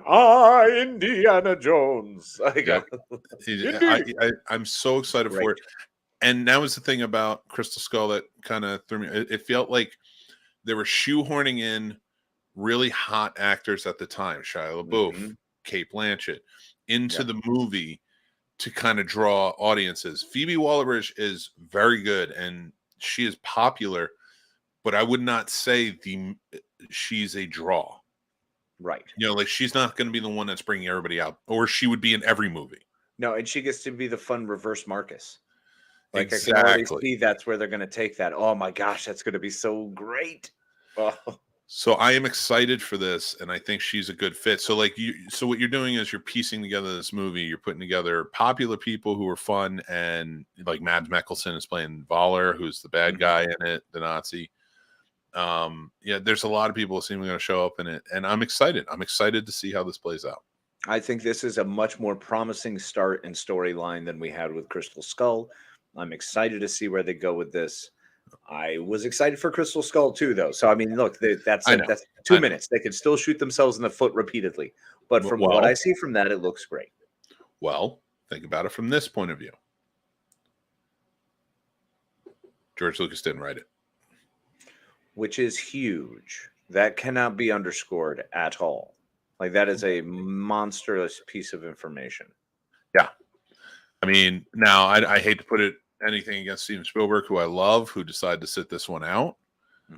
But he's not directing it. So like it's, I don't think he was necessarily the problem with Crystal Skull.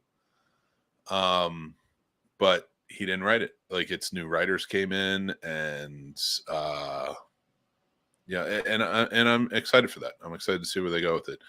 The guys who wrote Edge of Tomorrow, Ford versus Ferrari, and a few others, like really popular movies. So that's good writing. Right, I mean, that's what it needs. It needs that. It can't handle being shoveled by anyone else. I think we've proven that. I think we needed to be more grounded in this one too. Yeah. Like the I think that's like a lot of people don't love Temple of Doom, because Temple of Doom is not as grounded. There's a lot of like mystical feature to it. There's supernaturally stuff. Yeah. I love it. I think it's a great adventure tale. Of course. It's one of my favorites. But like even Raiders, like you're not really touching on anything mystical until the very end. Well, which is great. And Crusades, Last Crusades, same thing. I mean, you have immortality or instant death, a withering. Whereas Crystal Skull, everything is aliens. It's a search for aliens. Yeah, man. And the alien telekinetic stuff, it just didn't play really well. Not for me anyway. I didn't like it. Again, because the whole thing is grounded in reality until you get to the mystical, and it completely turns its head on everybody.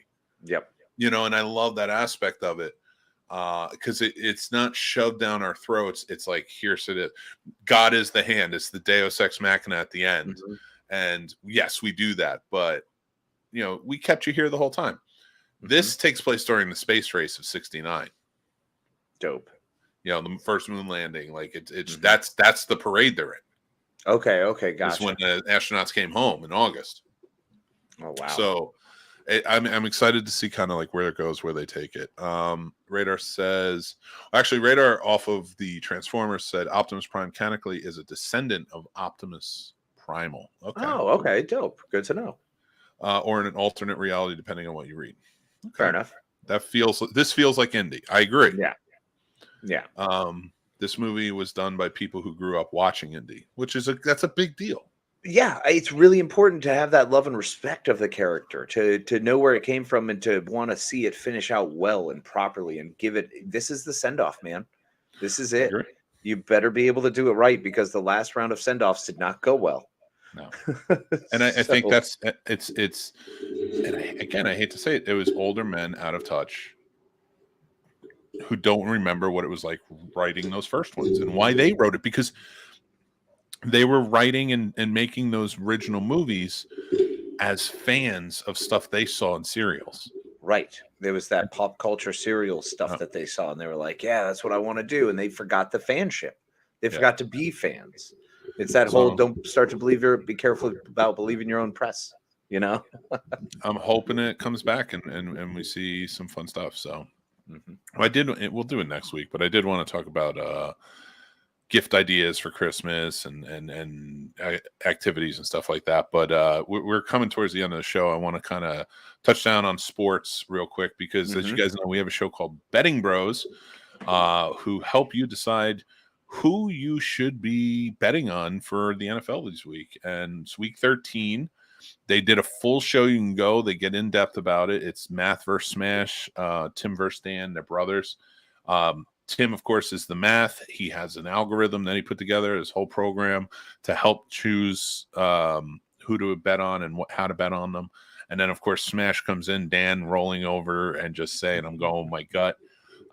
They've started doing videos for us, just kind of rundowns, like top 3 rundowns on who you should be placing your bets on. But you should go check out the show. It's over on the Scene Snobs channel.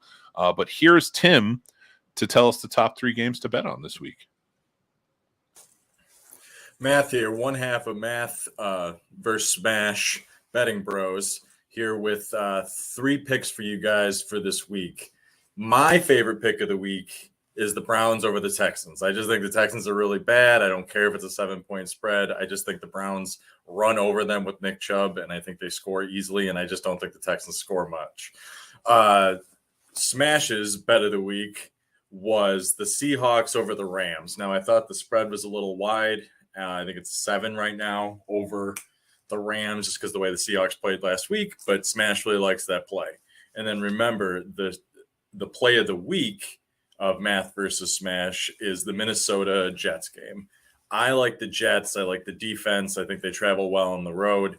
Math is very convinced that Minnesota at home is just going to smash the Jets. So those are our 3 picks. Another favorite pick of mine, just as a bonus here, is I really like any unders on the Broncos or who's the other one? The Broncos and the Saints, another one that's a really good under, and then the Rams. Any 3 of those teams, they don't score any points. They're terrible. They're barely playing for anything. Like, even if it says 18 points or less, like the Broncos haven't scored over 17 in quite a while. So I think all 3 of those are good picks.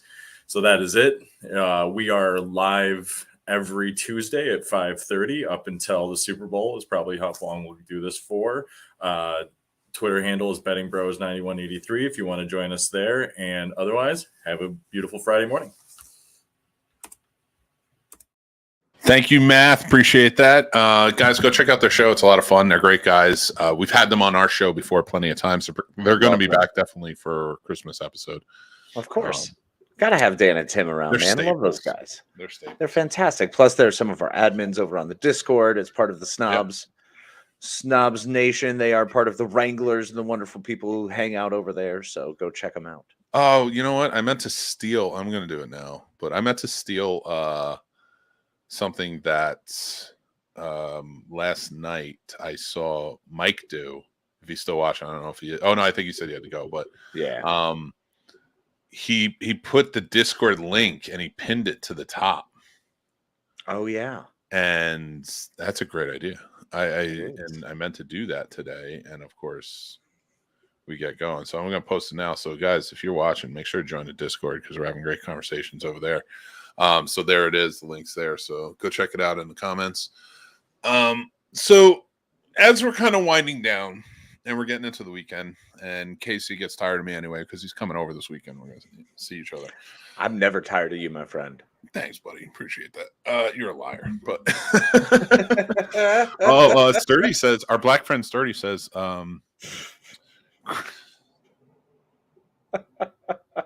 I can't say it, Sturdy. I can't even say it as a joke. Christmas episode, hell yes, your black friend. Sturdy is excited.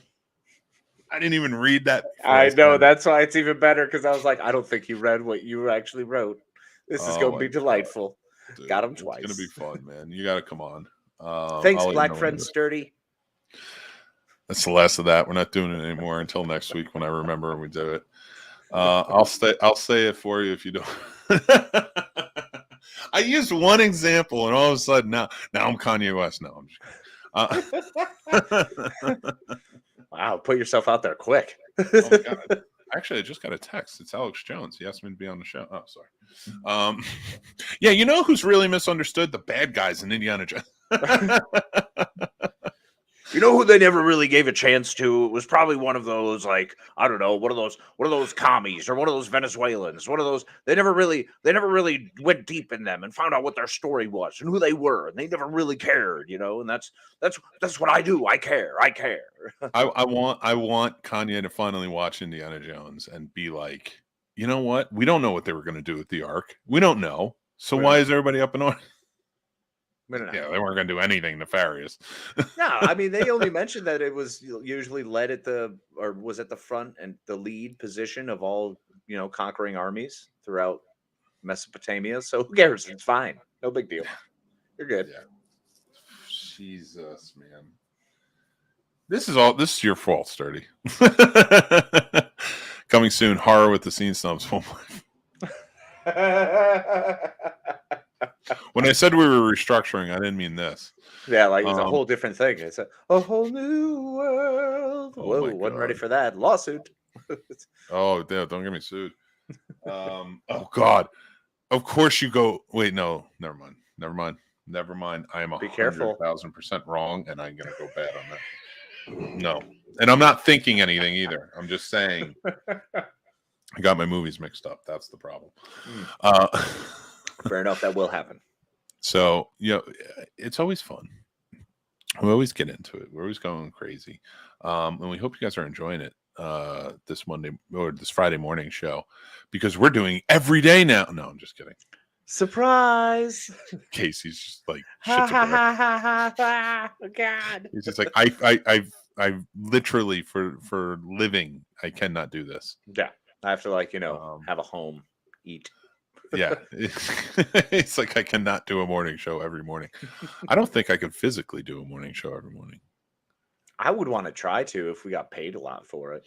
Yeah, we got paid for sure. But, you know, and that's like, we've been talking a lot about restructuring and stuff, and like kind of give a hint to the people who watch and are a part of this and part of the Snobs Nation. Because the Snobs Nation, our community that has been built and come together is very important to us. Absolutely. It's not just about like, oh man, listen to our show, dude. Like, we really appreciate just knowing you guys and like being a part of it. And like, there's so many different people who have different thoughts, different stuff like that. And but we all come together, and it seems like it's very peaceful and it's a lot of fun. Mm-hmm. Yeah, everybody always seems to be respectful, be kind, be courteous. You know, everyone does the things that they need to. They're good people. We got good folk. In the Snobs Nation, we have Republicans, Democrats, all different shapes, sizes, variations, races. Yep. It's a community. We have solved single-handedly with the Snob Nation divisiveness. Yeah. You just laugh, make everything absurd, and enjoy the joys, and be a fan of the things you love, and don't be afraid to love what you love or who you love in that scenario, whatever it may be. We're so arrogantly saying this too, and that's not where I was going with any of this. But I'm like, you know, but I love it. Let's keep the arrogance. Let's do it. You embrace the absurdity and join the Snobs Nation. You will live a better life. Maybe we should try and wrangle Kanye in. Maybe we can like fix him. No projects. I need a new project, Casey. No projects, Mick. A loving, caring person. Let's work on him and make him a better father. I mean, that would be neat if we could. Let's bring he and Pete Davidson together. Whoa! All right. Well, I also got a bridge I want to sell you in New York, eh? I'm in shape. Round is shape. That's true. Amen and hallelujah. Hey, man, nobody likes a person who shows up to the party with a six-pack. They like the guy who shows up with a keg. I know. I love Radar says it. It's December, 5 months till hangout time. That's true. Carolina Fear Fest. Tickets now. Coming up soon. They started announcing they've got things going on. Get your tickets. Get down there and hang out with us, your favorite snobs, at the Carolina Fear Fest. I'm not doing this. Sturdy. I'm sorry. I'll put your face on something if you want, but I'm not doing this. Or you can make that merch. If you make the merch, I If will you buy sell it, you your make money off merch. it, fine. Yeah. I'm not asking for any percentage. It's just, listen, you put the Scene Snobs on something, we appreciate it. You literally just put on the Scene Snobs black friend with your face on it, and then on the We- back says horror with Sir Sturdy. I will buy that. We have black friends. God, that feels so bad to say. Yep. You can't say It it. feels like so pandering, but I'm not trying That's to it. say it pandering. No, but that's why. But that phrase has been ruined. It's been I taken know. from us. But like we have friends of all races and all There you and go. every time, like every walk of life. every walk of life. Words. When Alex Jones tries to reel you in, you mess. I'm saying you effed up. Well, it's because of the frogs. And if we all just stopped licking these damn frogs, it wouldn't be a problem. But when everybody goes around and always want to lick the frog, lick the frog. Why are you licking frogs? Yeah, I'm a humanist. I care. I have so many jokes to make, and I don't want to do it. You know what we should do? Sign off. Sign off. Let's do it. All right. Guys, thank you again so much. I always appreciate you being on. And I definitely want to say thank you to our patrons who love, support us, and are there for us. You guys are amazing. Thank you. Tim, Paul, Stacy, Matt, Aaron, Chris S, Chris H, John, George C3, George C3. Dan, John B, Ron, Jason, AJ, Dale, and John W. You're the reason we keep doing this, and we appreciate you, and we hope we bring you a little bit of joy and a little bit of humor. Join us over at patreon.com/thescenesnobs. There are 3 tiers available. You can join up, like you said, patreon.com/thescenesnobs. And I'm going to give you guys a heads up. Big things are coming to the Patreon. Big things are coming. So stay tuned for that. And also other big things are coming too. The Snobs Nation Discord. Come on over and hang out with us. The link is actually in the chat, and hang out with all your favorite other fellow snobs, having discussions that range wildly from music to movies, all our favorite entertainment, sports. We got a little bit of everything for pretty much everyone. So come on down and hang out and join us at the Snobs Nation. That's right. And make sure you hit like and subscribe, because again, a lot of big changes are coming. And a lot of big things coming to the YouTube channel as well. So make sure you hit like. Helps us go a long way with the algorithm. Make sure you hit subscribe, and we appreciate you. You go with this one. You're better. And we have merch. We are still finishing up our Black Friday code, which you can use as thanks, the promo code thanks, over at the Scene Snobs merch store, where you can get all kinds of fancy, cool new shirts, mugs, stickers, and more, prepping for your holiday season. So make sure you get over there so you can stuff that special someone's stocking with your favorite Scene Snobs merch. That's right. Make sure to follow us on all social media. We got a bunch of stuff going on right now. We're doing on TikTok, and it shows up everywhere, an advent calendar every day, where I pick out a new Star Wars Funko Pop. I got R2-D2 with antlers yesterday. And then today we'll see what today's is, but you got to go check out the videos there. I'm also doing a top 25 countdown of my favorite lesser known Christmas movies. So it was Mixed Nuts yesterday, and then you'll find out what today's is, but you got to follow us for more. Make sure you're following Casey as well over on Instagram, TikTok, and Twitter at Plodimus21, Casey the Man, and Twitter Night. And of course, as always, we appreciate you guys. Thank you guys. We got some comments that came through. Of course, Dale, appreciate you. Thank you for joining in. Thank all of you. We appreciate you all joining in and talking to us and being a part of it. That is a huge thing.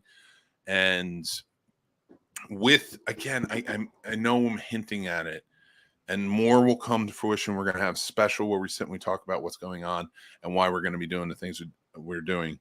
But we appreciate and love having you guys as a part of our shows. That's where we tried to change it up when it comes to I see you, Sturdy. I'm getting there.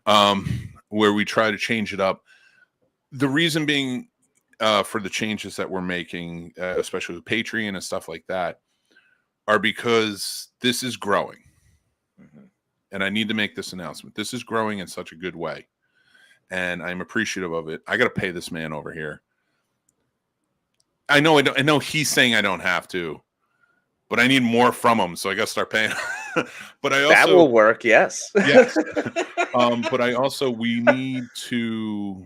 I'm starting to put together a team, because I cannot keep doing the behind the scenes stuff I have Casey as help, my wife helps, stuff like that, but it's a lot to take from them and ask of them. So, like I said, more will come to fruition as we come on and we talk, but like, that's why we're going to be making a lot of decisions. We are.